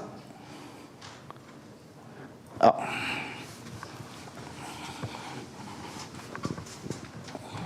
Yeah. I was surprised by the proposal to add the p tags. I didn't know that. So that was strange to me. And when it comes to the popovers, the help text for the icons on the left, there's a trick with CSS you can use. You can add a pseudo element, a before or an after, to have a better, to have the hover states longer. You're talking about. Yeah, it's a technique you can use like for a drop-down menu also. This here, right? Yeah. And when I'm losing the focus here. Yes. Or the hover. I know that. It's just CSS, but I haven't implemented it yet. Oh, okay, that's fine. There was another question, wasn't there? Okay, apparently not. So, thanks.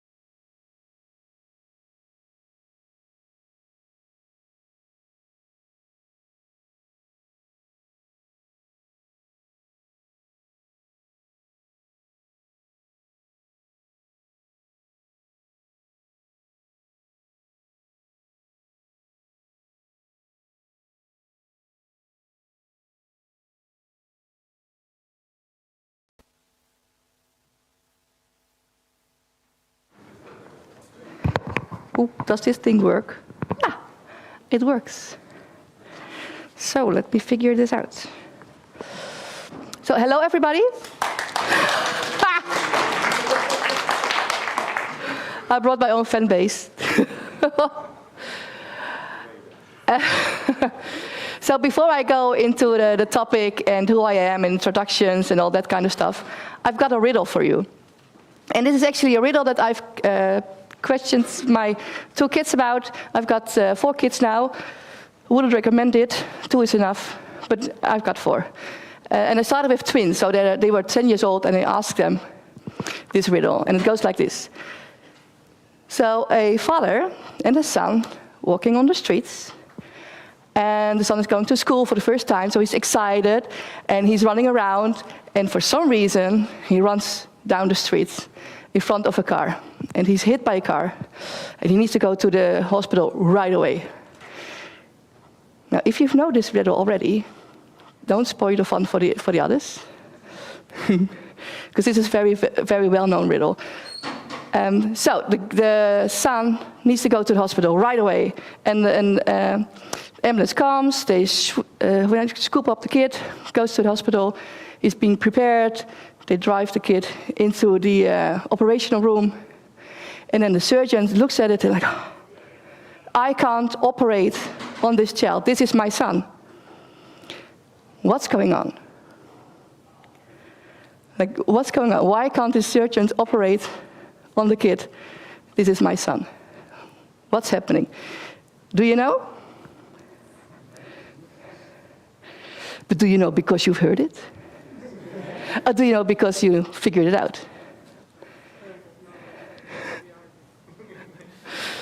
The funny part is, this, I've done gender studies, surprise, and the whole room was filled with a lot of ladies, a lot of female students, and they did this riddle, and they couldn't figure it out. 85% can't solve this riddle. And this is a very old riddle. It's from the 70s, and it's being performed over and over again. It's one of those social experiments, and they just can't figure it out. So who wants to share the answer? What's going on?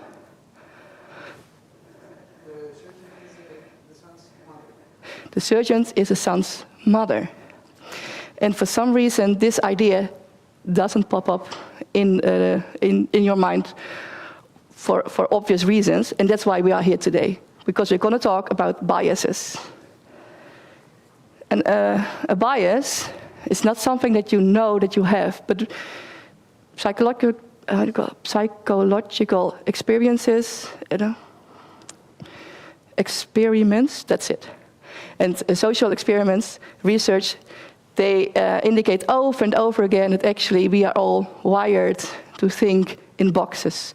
Female box, male box. And everything outside it is just, we don't talk about it, it's just weird.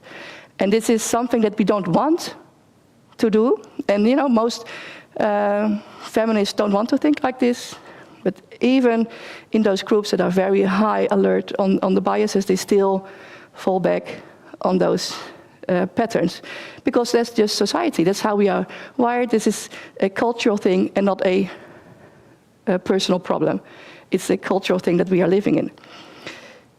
So, what does this mean? I want to take you on a personal journey from my experience, because that's what I can talk about, right?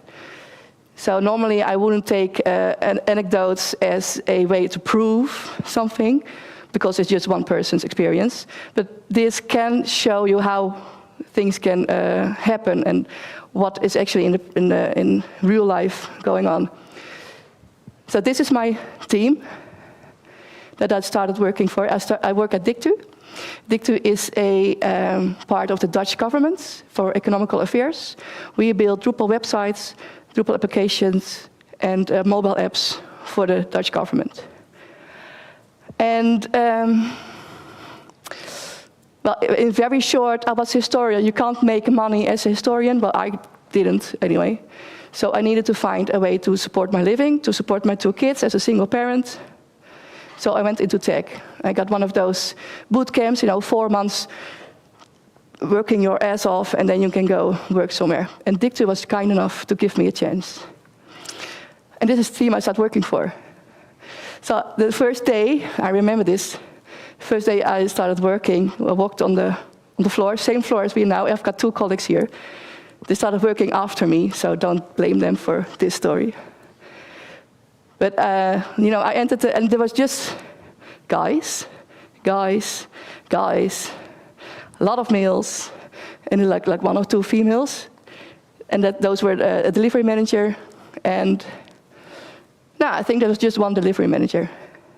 C'est tout, that's it.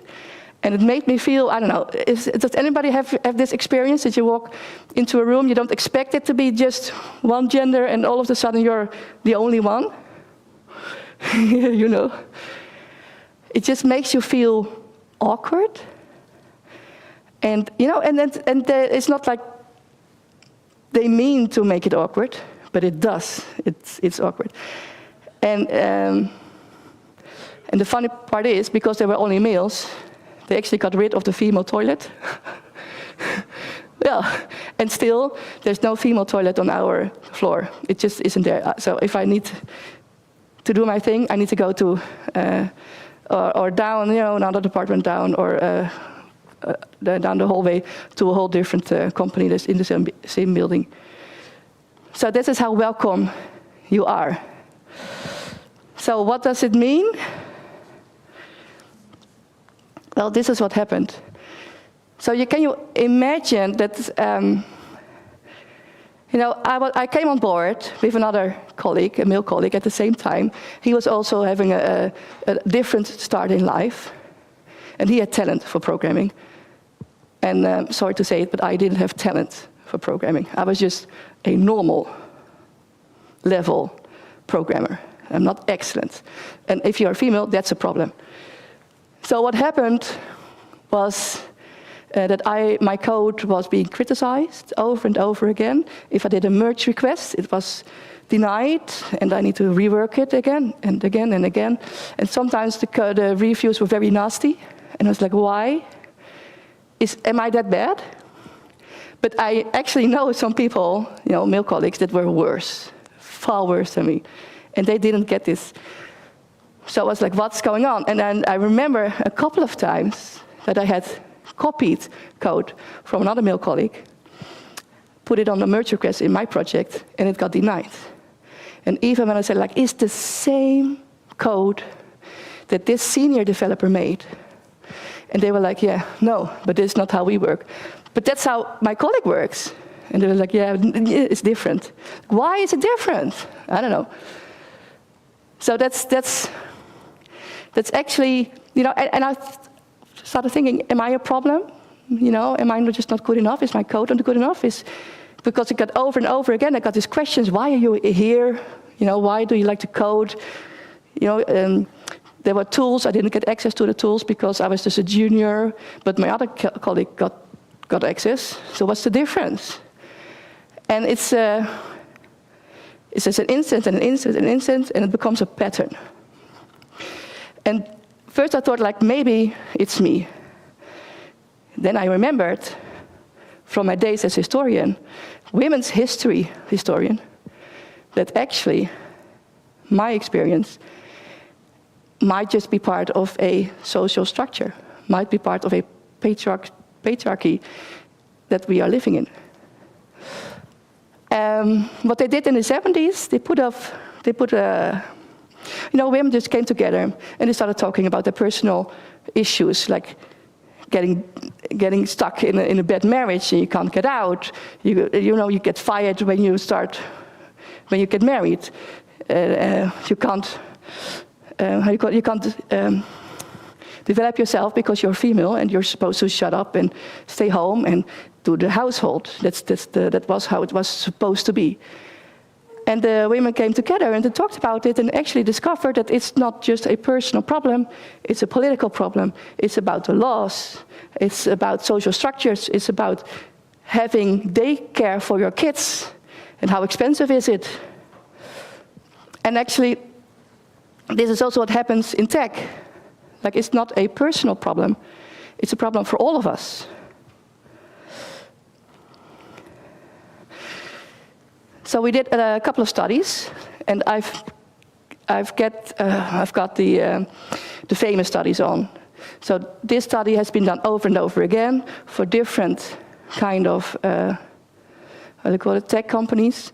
I know for one for Facebook was also very recent, that the females at Facebook, the women at Facebook, they said like, we feel that our reviews, our merge requests are denied more often, and they did the research, and actually it was true, like 35% more often it was denied, their merge requests were denied, which is like a huge number. And they did the same with the GitHub bias. Like if the merge request was from somebody whose name was recognizable as female, then the chance to being allowed dropped significantly. So the best tactic, if you are female and you become active in tech, or you publish a book or something, you don't put your name on it, you put your initials on it. And this is very well-known tactic for women. So, and the weird part also was that when you look at the code quality, then the code quality from the females was actually slightly higher than from the males. And the researchers also started thinking about this, why is it? And they think they found the answer. And I'm coming back to the answer in a bit. Do you know about this experiment? This experiment has been done over and over again with different social parameters, like gender, but also ethnicity, to have your picture, not to not have your picture, to have your name. But the gender one is the first one they did, I think. Like if you have a completely same resume, and it's recognizable for a male, then they get offered a job more often, they get offered a higher salary. And if you put in a female picture, a female name, then the chance of you getting in, they drop. It's just, they drop. So this is something that you need, if you are in a position within your company to hire people, this is something you need to remember. Like there's a bias going on, that even if you've got the same quality, people tend to hire the males. So, and this is why we actually need positive discrimination. Do you know this? I know a lot of you might know it from experience. If I do something, and it's okay, it's a success, you say, well done, that's it. I don't get a promotion. It's definitely not by itself, I have to go to the team leader, chief, and then say, I did a good job, give me a raise, give me, But if I do make a mistake, and I do make mistakes, it tends to be brought up more often than from male colleagues. It tends to be, it's held against you for a longer of time. And it's so weird when it happens to you, because you think like, you don't immediately recognize it as a social gender structure. You just think like, oh, it's my situation, it's happening to me, there's something wrong with me. But actually, there are a lot of studies showing that this is just a pattern in society, in our Western society. You need to do it over and over, you need to do it right, and you need to do it over and over, right. So you need to be excellent to be viewed as normal. If you are normal, because I was not an excellent programmer, I was just a regular programmer. If you are a regular, and you're female, you're viewed, how do you call it? The respect that you get is lower. So there is a huge bias here, and this is actually why people drop out. Because if you go to your job and people view you as the person that won't complete her tasks, or if there's an interesting technological problem, they won't come to you, but to your male colleague. It deflates your self-sense, your self-respect maybe in the end. So you drop out. That's just That's just what we see happening over and over again. And this also is a big problem. I had a discussion at my job.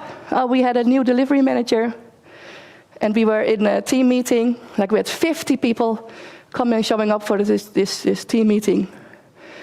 And I was talking about I'm part of the women at DICTU, the women's network. And he was like, oh, why would we need a women's network? It's 2025, it's been done. And I was like, dude, really? Just look around. How many females do you see? And he was like, one. Well, there's one, that's a UXer. Yeah, that's okay. We got a team leader, our team leader is female. So in the end, we became 5, including me. 50 people, 5 women. And I was like, do you seriously still want to hold your position that we don't need a women's network? And he was like, yeah, but we don't really need it. We don't really need those women. They drop out just voluntarily. We don't shove them out, they drop out. And I was like, actually, that's not what's happening. And yes, we do need those women, people of color, people who have been poor, not just the regular IT student that's been going on. We need those we would say in Dutch, we would say side-instromers, like people from a different background coming in, from a different professional background, I mean. We need those because the studies show that it gives us better results. It's just plain and simple. If you talk about money, if you talk about numbers, if you talk about quality of your website, in the end, we need those people coming in. So what can we do? Okay, we know this exists. Some of us may recognize it from their own experiences. Some of us may recognize now, like, oh, maybe something can be changed, maybe something can be different, maybe something can be improved. What I would like to ask you is to speak up. It's as simple as that. If you see in a meeting that somebody, and I don't care if it's a male or a female, if somebody gets interrupted a lot, stand up and say, like, actually, I would like to hear the point that she or he is making. If you see somebody's merge requests are being denied over and over again, and you see the code and you think, like, oh, is it really that bad? Just think about the bias and consider, is it really that bad? Just look again, look for a second time. If you are in a hiring position, take this bias and look again at the resumes, if possible. Leave out the picture and the names. And just look at what somebody has done. So that's what we need. We need allies. And allies is not just a word, it's a verb. Something you do and you do again and you do again, and you can't just let it, you can't say, I'm an ally, that's it.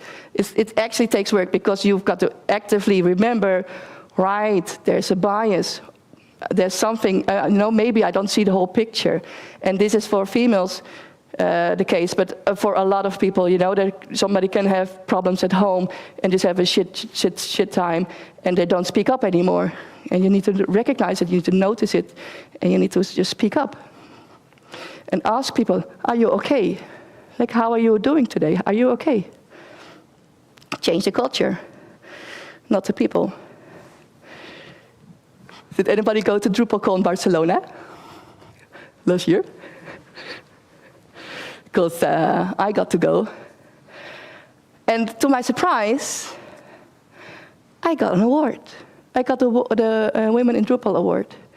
So I'm bloody honored. It helped me for my job also. So what I did, it's actually a sad story because I don't code anymore. I don't.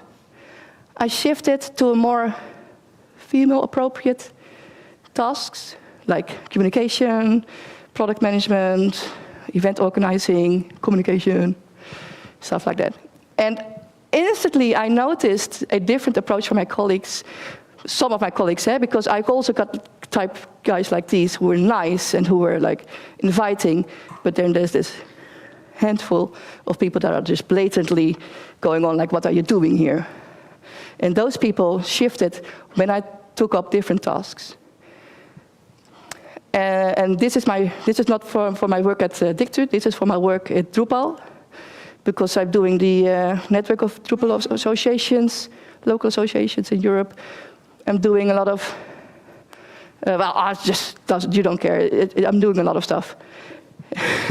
But this helped me a lot, because I got to go on stage and receive this award. Of course, I shared it with my whole community, and in the team meeting, I got to present, like, why am I getting this award? And I've noticed a huge change in the attitudes for some of my worst, not enemies, but people who criticized me. It helps you. So, you can't always win an award, but just the recognition. If you can't get it at your job, get it somewhere else. And if you're in Drupal, then get it from the Drupal community, because then you can get it back into your work. Like, actually, I'm doing a lot of important stuff. And actually, I've talked to Dries. It's just weird because it's just a normal guy walking there. But for some of my colleagues, this was like, ooh. Those are the tools that you can use. So, diversity, it's not just about fairness, because I don't think we can get it fair, but it is about better products, stronger teams, It's about strengthening our communities, about strengthening our agencies, it's about being welcoming, it's about keeping the people in. We all know volunteer burnout. We all know that your jobs in your company might be pressing you. You have to work hard. But if you can keep the good women in, the good people in, that's where the profit is. So these are the three things that I would like to bring home. It's not just a personal issue. It's not just my issue, your issue, it's all our issues. It's our company's issue. It's in our best interest to be inclusive. Well, actually, that's just the main point. This is the main point. Is there anything from you that you can share? Like, this is a tactic that I used, or this is how I got my management to, I don't know, hire more diverse people, or this is any tips for the audience, because I've given my tips. This is something that we've lived. Is there anybody here that can say, like, oh, I got a mic? I like to talk about people and not women or men. A few weeks ago, there was someone who applied for a job, and I said, I have an applicant, not very thorough Drupal knowledge, and my team responded, oh, but he really needs Drupal knowledge. And I said, it's a she. She doesn't have a lot of Drupal knowledge, but I think she would be a good fit in the team. After a few discussions, she is now doing a technical test to see if she really fits in our company. So talk about people and not gender. That works for me. Did everybody get this? Yes. Talk about people, not gender. If you're hiring people, talk about people, not gender. That's great. Anybody else? Yeah. My experience. First of all, thank you for sharing your experiences. It's really sad to hear this. For my experiences, it's like kind of opposite way. Like, it's like from the outside, you can see like it's good thing, because when I'm working, my superiors in the past, not now, it's like they are surprising when I'm doing something good. Yeah, they're like appreciating me more, but if someone else does that, okay, this is normal, but for me, oh, well done, but why? Right? So I think this is the worst part, because the other people, I can say with bad intentions, they are like, okay, they are like direct, but the other ones, they're not knowing what they're doing. Yeah. So, and 1 second. And I would like to say the other thing that even if it's hard to deal with this kind of stuff, we need to go on, not give up. Yeah. Yeah. Because for other people, I'm not using gender, these kind of things, they don't stop them, so we also don't give up. We also don't need to give up. Yeah, that's also. Yeah, that's why in the end I said, like, actually it's a sad story, because I don't code anymore. Mm-hmm. And I do miss it. I might start it as a hobby, but it wasn't sustainable as a paid job anymore. But, okay. But that's why it's a sad ending. And yeah, as a general thing, don't let women being written out of history. I mean, we currently see in the US how pictures of women, of black soldiers, all of that is simply getting removed. And then people will look at history and say, but there weren't any women, there weren't any black men, there weren't any black people in the UK before the Second World War, because they have been written out of history. And therefore it's really amazing to see. I'm a biologist by training, by the way. So when you go into the main reception area, there's a big picture of Rosalind Franklin. The main auditorium was called after Rosalind Franklin. Probably most people won't know who she is. She's the one who discovered the structure of the DNA. It was her lab notes stolen by Watson and Crick.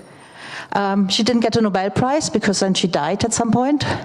So it's really good to see that still that kind of recognition can be given to women that were there.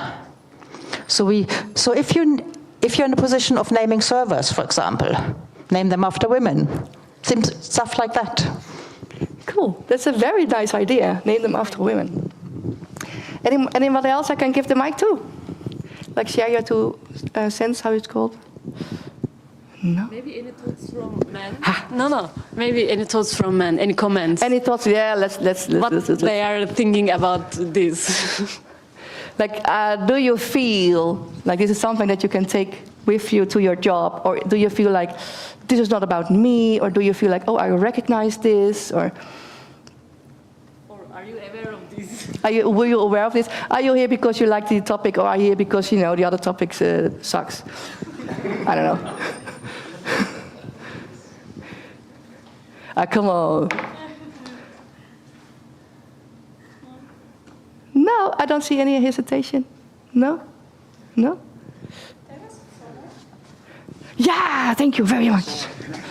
And I do want to add, at Dictu, we now have like 2 female coders. So one thing that helps me when hiring someone, it's because it's not easy to know if you are a positive bias or negative bias, because sometimes, like you said, oh, it's a girl, she's good for a girl, Yeah. Maybe even if I know it, I don't really think that. It's like an unthought things, and so I try to make a sheet and to like how many years of studies, how many years of experience with Drupal, what did she make, that she knows symphony, things very rational, so that you just compare things that are not gender related or ethnicity related, kind of things. This is also how we do the session approval for DrupalCon and Drupal Dev Days.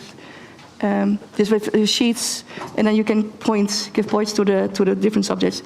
I think we need to round up, because the others are also coming in here. So thank you very much for coming.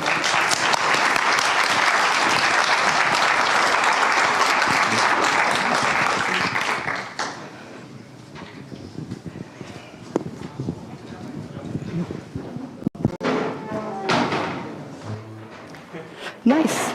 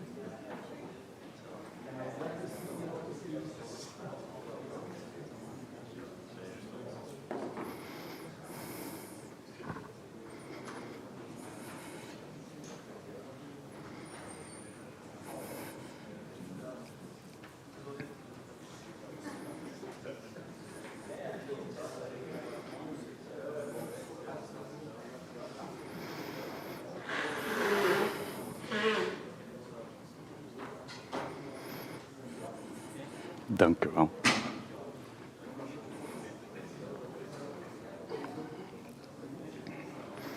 All right, ready? Thank you all for being here. The next 30 minutes we're going to talk about the combination Drupal together with Search API, Facets and React. And actually we're going to talk about bringing a front-end framework into Drupal, which is not something new. I think we all heard of Experience Builder, which is actually a React application that we are bringing to Drupal. So what I'm going to talk about is not something new. Also, the title of the presentation is a bit wrong because we're talking about React, but in the end, it can be Vue, it can be Angular, it can be whatever framework we want to use that we integrate into Drupal. First, a bit about myself. I'm Dieter de Waal, I'm 42 years old. I'm a father, I'm a husband, I'm a Drupal consultant, I'm a Drupal coach, and I'm a very junior React developer. Summary of this presentation. First of all, we are not going to talk about headless Drupal. This presentation will also not be an introduction into React. You won't see any React code here because I believe there are much better React developers in the room than I am, so we're not going to do that. And we are also not going to start a discussion Drupal versus React or React versus Drupal. What we are going to talk about is using what we have and know, mixing technologies, and bring the best of both worlds together. Why are we going to do that? First of all, because it's fun. I think it's always fun to bring in some new technology, to learn some new code, to do something different. That's what we know. And the next 3 bullet points are a bit the same. In the end, we want to give a better UX and a better user experience to our visitors. And because we have code control, we also have more flexibility in design. Our designers can create fancy new widgets that are a bit difficult to integrate in the normal Facets way. But because of that code control, we can do whatever we want, and we have everything to create a better experience for our user. Second thing is, we want to get rid of those page refreshes and Ajax reloads. I think everyone that's already configured a Search API with Facets knows that query structure there. Because Facets is built on links, and that is normal. But that causes our search to refresh the page or do Ajax reloads, and then our behavior gets reattached. So we have to create a lot of code and JavaScript to catch it all and make it that smart that it works in all kinds of situations.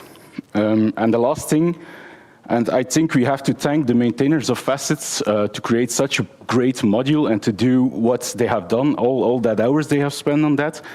But there are some issues with Facets, and one of them, I think everybody knows that issue. I don't think it will ever be fixed because Facets has that much use cases that it will be difficult. It will be difficult to create code that works for all of them. So that's also something we want to avoid with bringing in a front-end framework to get rid of that issues and get rid of that frustrations we have there. A few examples. All the examples are in Dutch because we are a Dutch company. But I'm going to explain what you see on the screens. That's not an issue. I'm going to show 2 examples of situations we have done with the normal way Facets works, and then I'm going to show 2 examples of something we have done with React. The first example is something we all know, I guess. On the right, you have the search results. On the left, you have a long sidebar with a lot of filters, and it's a bit boring. The facets or the widgets we get from Facets ourselves are checkboxes, select boxes, links. So it's a bit boring. And actually, what do we do with it on mobile? If we put the filters on top, we push our content to the bottom. If we put filters on the bottom, our visitor doesn't find the filters. So we always have to find a way how we give a good experience to our users.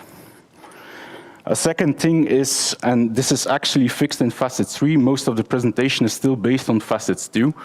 But what we had here is that the client has a lot of filters on the left, and he wants to get blocks open or collapsed. So the issue is, the moment you use a filter, you do Ajax reload, and your behaviors get reattached, and all filters were closed again. So actually, our front-end developer has to find a way to make sure he knows what filters must be open and must be closed. So that was a bit of a pain we had there. Bringing us to this, actually, if I go 2 slides back, this client had exactly the same interface as in the past. So we did analysis on that website with Hotjar, with Clarity, whatever. And we saw that our visitors did not use the filters as we wanted them to use. They also struggled with the filters, and we saw that they stopped filtering after 1 or 2 filters, and they didn't find their content. So we had to find something on that, and it brought us to this. On top of the results, we just have a small search bar with 3 action buttons on it, which are actually a collection of multiple filters. So what happens, if you click on the button, there's an overlay from the right that's coming up, and there you see a lot of nice filters. Actually, the icons and the colors are coming from Drupal as well, so the webmaster has the possibility to add a category, upload an icon, set a color to it, and it will be represented here. But the nice thing is that we immediately see what we are doing. So you see some filters are grayed out, other ones aren't. On the left, you see buttons with a white background and the number, and buttons with no background. And there's interaction between that. So the client immediately sees what he's doing, if he is filtered, where are his filters, and that kind of stuff. You get results everywhere without any page refresh, without any Ajax reload. This is the normal thing. It's also React, but we also have checkboxes that work exactly the same. So everything gets updated without doing strange stuff. On mobile, we have something different. It gives us the possibility to put a bar on the bottom of the phone, so the visitor has more like an app feeling when he's working with the website. When he hits a button, a complete overlay shows up that is scrollable. He uses the filters, gets immediate results, like you have 948 results. And if he hits the button, show results, then everything is filtered and you are on the right place of that thing. That's another result. We haven't done quite complex widgets here, but the issue here was that the client had a lot of filters, and every filter has a lot of possible options.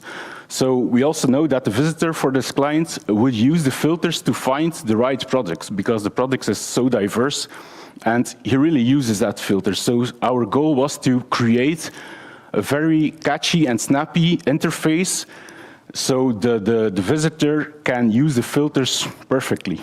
Nice thing on this is, we also knew that the client would extend his filters in the future.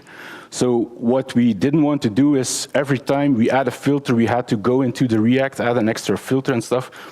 This is completely driven by Drupal. If the client or we add a filter to it, it will appear here.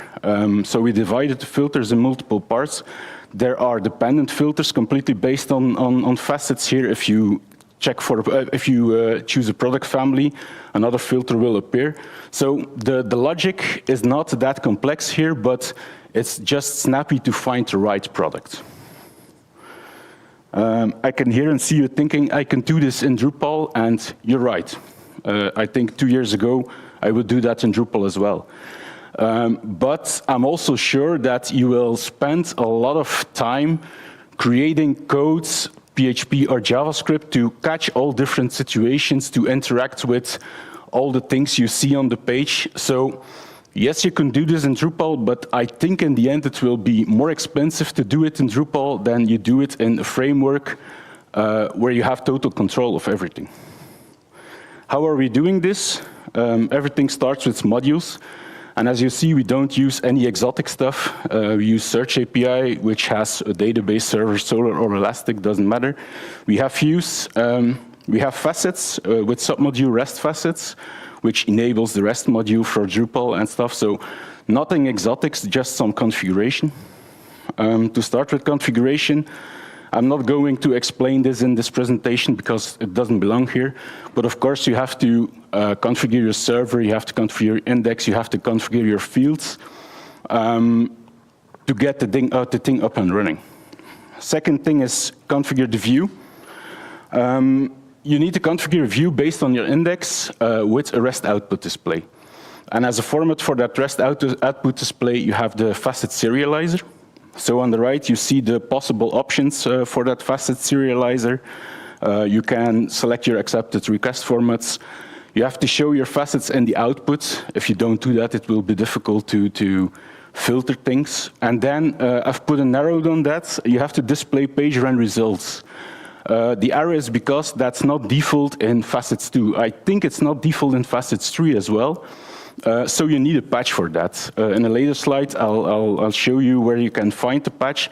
But actually, that patch makes sure you have paging information in your JSON result.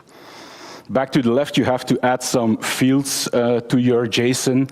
The field settings, if you ever configured the REST output display, you know that if you add, for example, a field intro to your fields, the key in your JSON will be field_intro.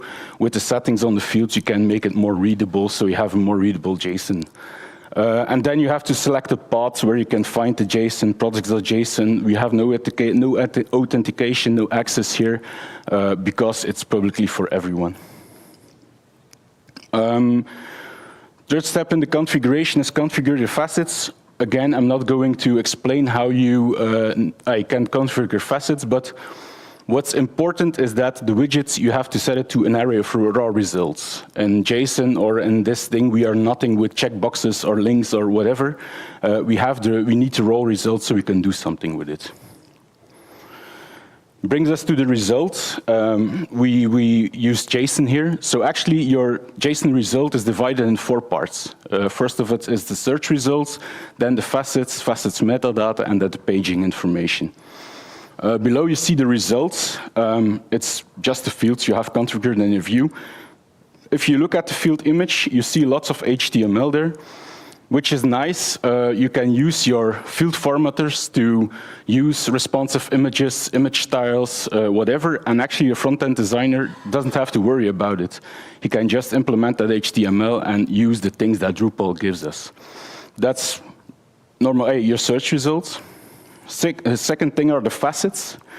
It gives you a long list of all facets that are available for that search result. So per facet, you get the field is based on, you get the URL, you get the value, you get the number of results that are hitting on that facet. So it's just a long list with all the facets that are available. Third thing is the facets metadata. If I go back a slide, you see the only information you have about facet is the field where the facet is based on. So that doesn't give you a lot. And that's why you have facets metadata. There you have all information about your facet, the label, the weight, so you can perfectly show a title above your facet. You can perfectly create a sort function to put your facets in the right order. Nice thing on this is it's also multilingual. So if you ask the facets in another language and you have translated your facet, then you just get the translated title there. So you don't have to worry about multilingual for your facets. Last thing, and that's what I told, that's the patch, is paging information. Gives you information about current page, total items, etc. And you can build whatever pager you want. Links, infinite scroll, load more, doesn't matter. Here you have all information you need to do that. Brings us to the advantages. In general, yesterday we had a presentation about not getting hammered by AI bots. Well, yet you're not getting hammered by AI bots if you work this way, because everything is JavaScript, and bots and JavaScript is not a good combination at the moment.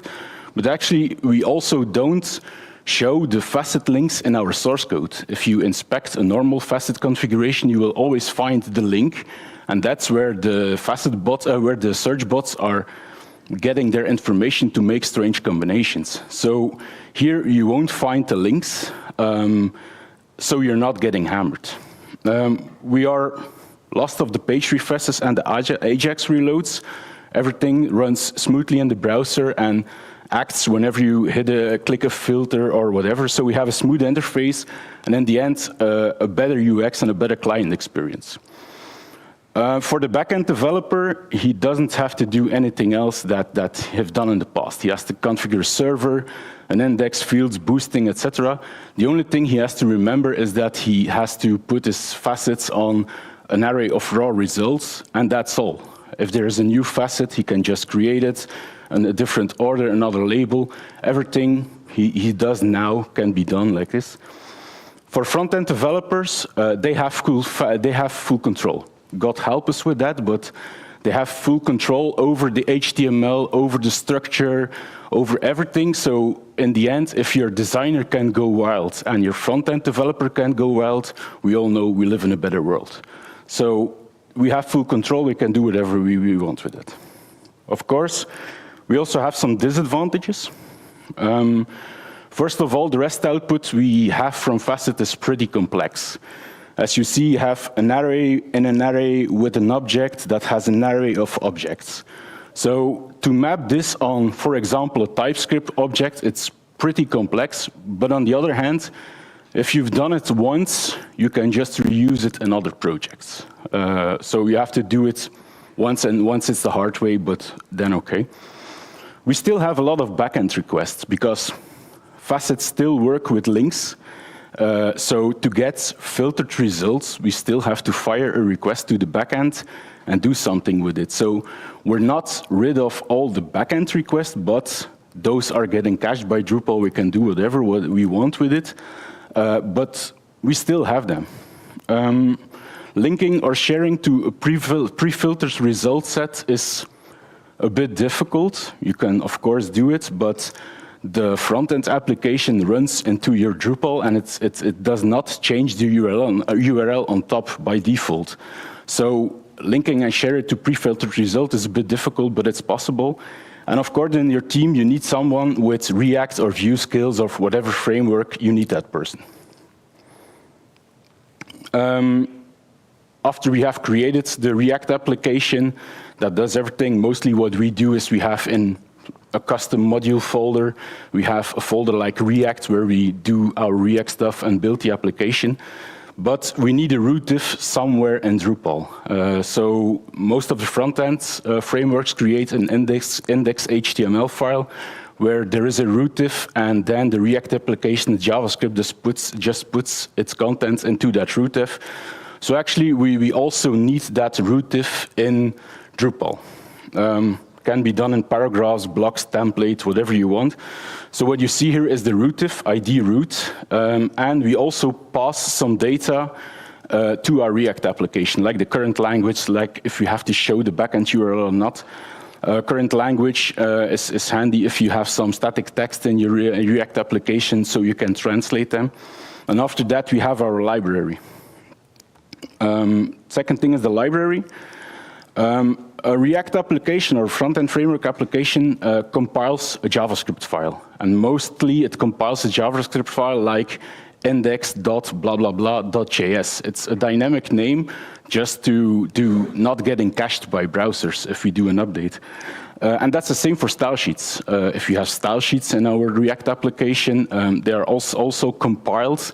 So we have to have that style sheet in our Drupal library as well. Two ways we can build up that Drupal library is the libraries file that everyone knows for your module. And there you just say, this is the JS file for my front-end application. If you do it with a libraries file and you do changes to a React application, you build it, you have a different file name. So in the end, you always have to think about that and make sure you update your libraries file, or otherwise, it just won't work. A second thing we can do, and I think that's the better one, is the hook library info build. What that hook actually does is on cache rebuild, it creates a dynamic library. So what we do in that hook is we know where the JS file and the CSS file can be found. So we just scan the directory for the files, and we build up a dynamic library. if we deploy it, and I think every Drupal deploy comes with the Drupal clear cache. So if we clear the cache, it's just creating the new library and everything works. Third thing of the integration is the theming and styling. The front end or React application brings HTML into our Drupal. And that HTML needs to be styled. So we have two ways to do that. First of all, we can style it in React with the single directory principle, the style components. Every React component has its own CSS. It gets compiled into a big CSS file, and we just use that CSS file in our library. Disadvantage, React CSS can break our Drupal CSS there. If we use the same classes, we can start seeing strange stuff because it gets overridden. So what we mostly do is we put all the CSS in the Drupal theme, and the React or JavaScript application just gives us the HTML, which gives us the possibility to reuse things. If you have a teaser somewhere and you have it in the React application, but you also have it in another part of your Drupal site, we copy the HTML, it's just the same HTML, and everything gets themed by the Drupal CSS. And that's a bit my presentation. So are there any questions?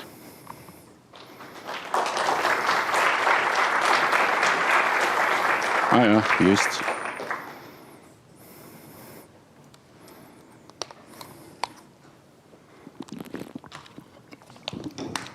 No?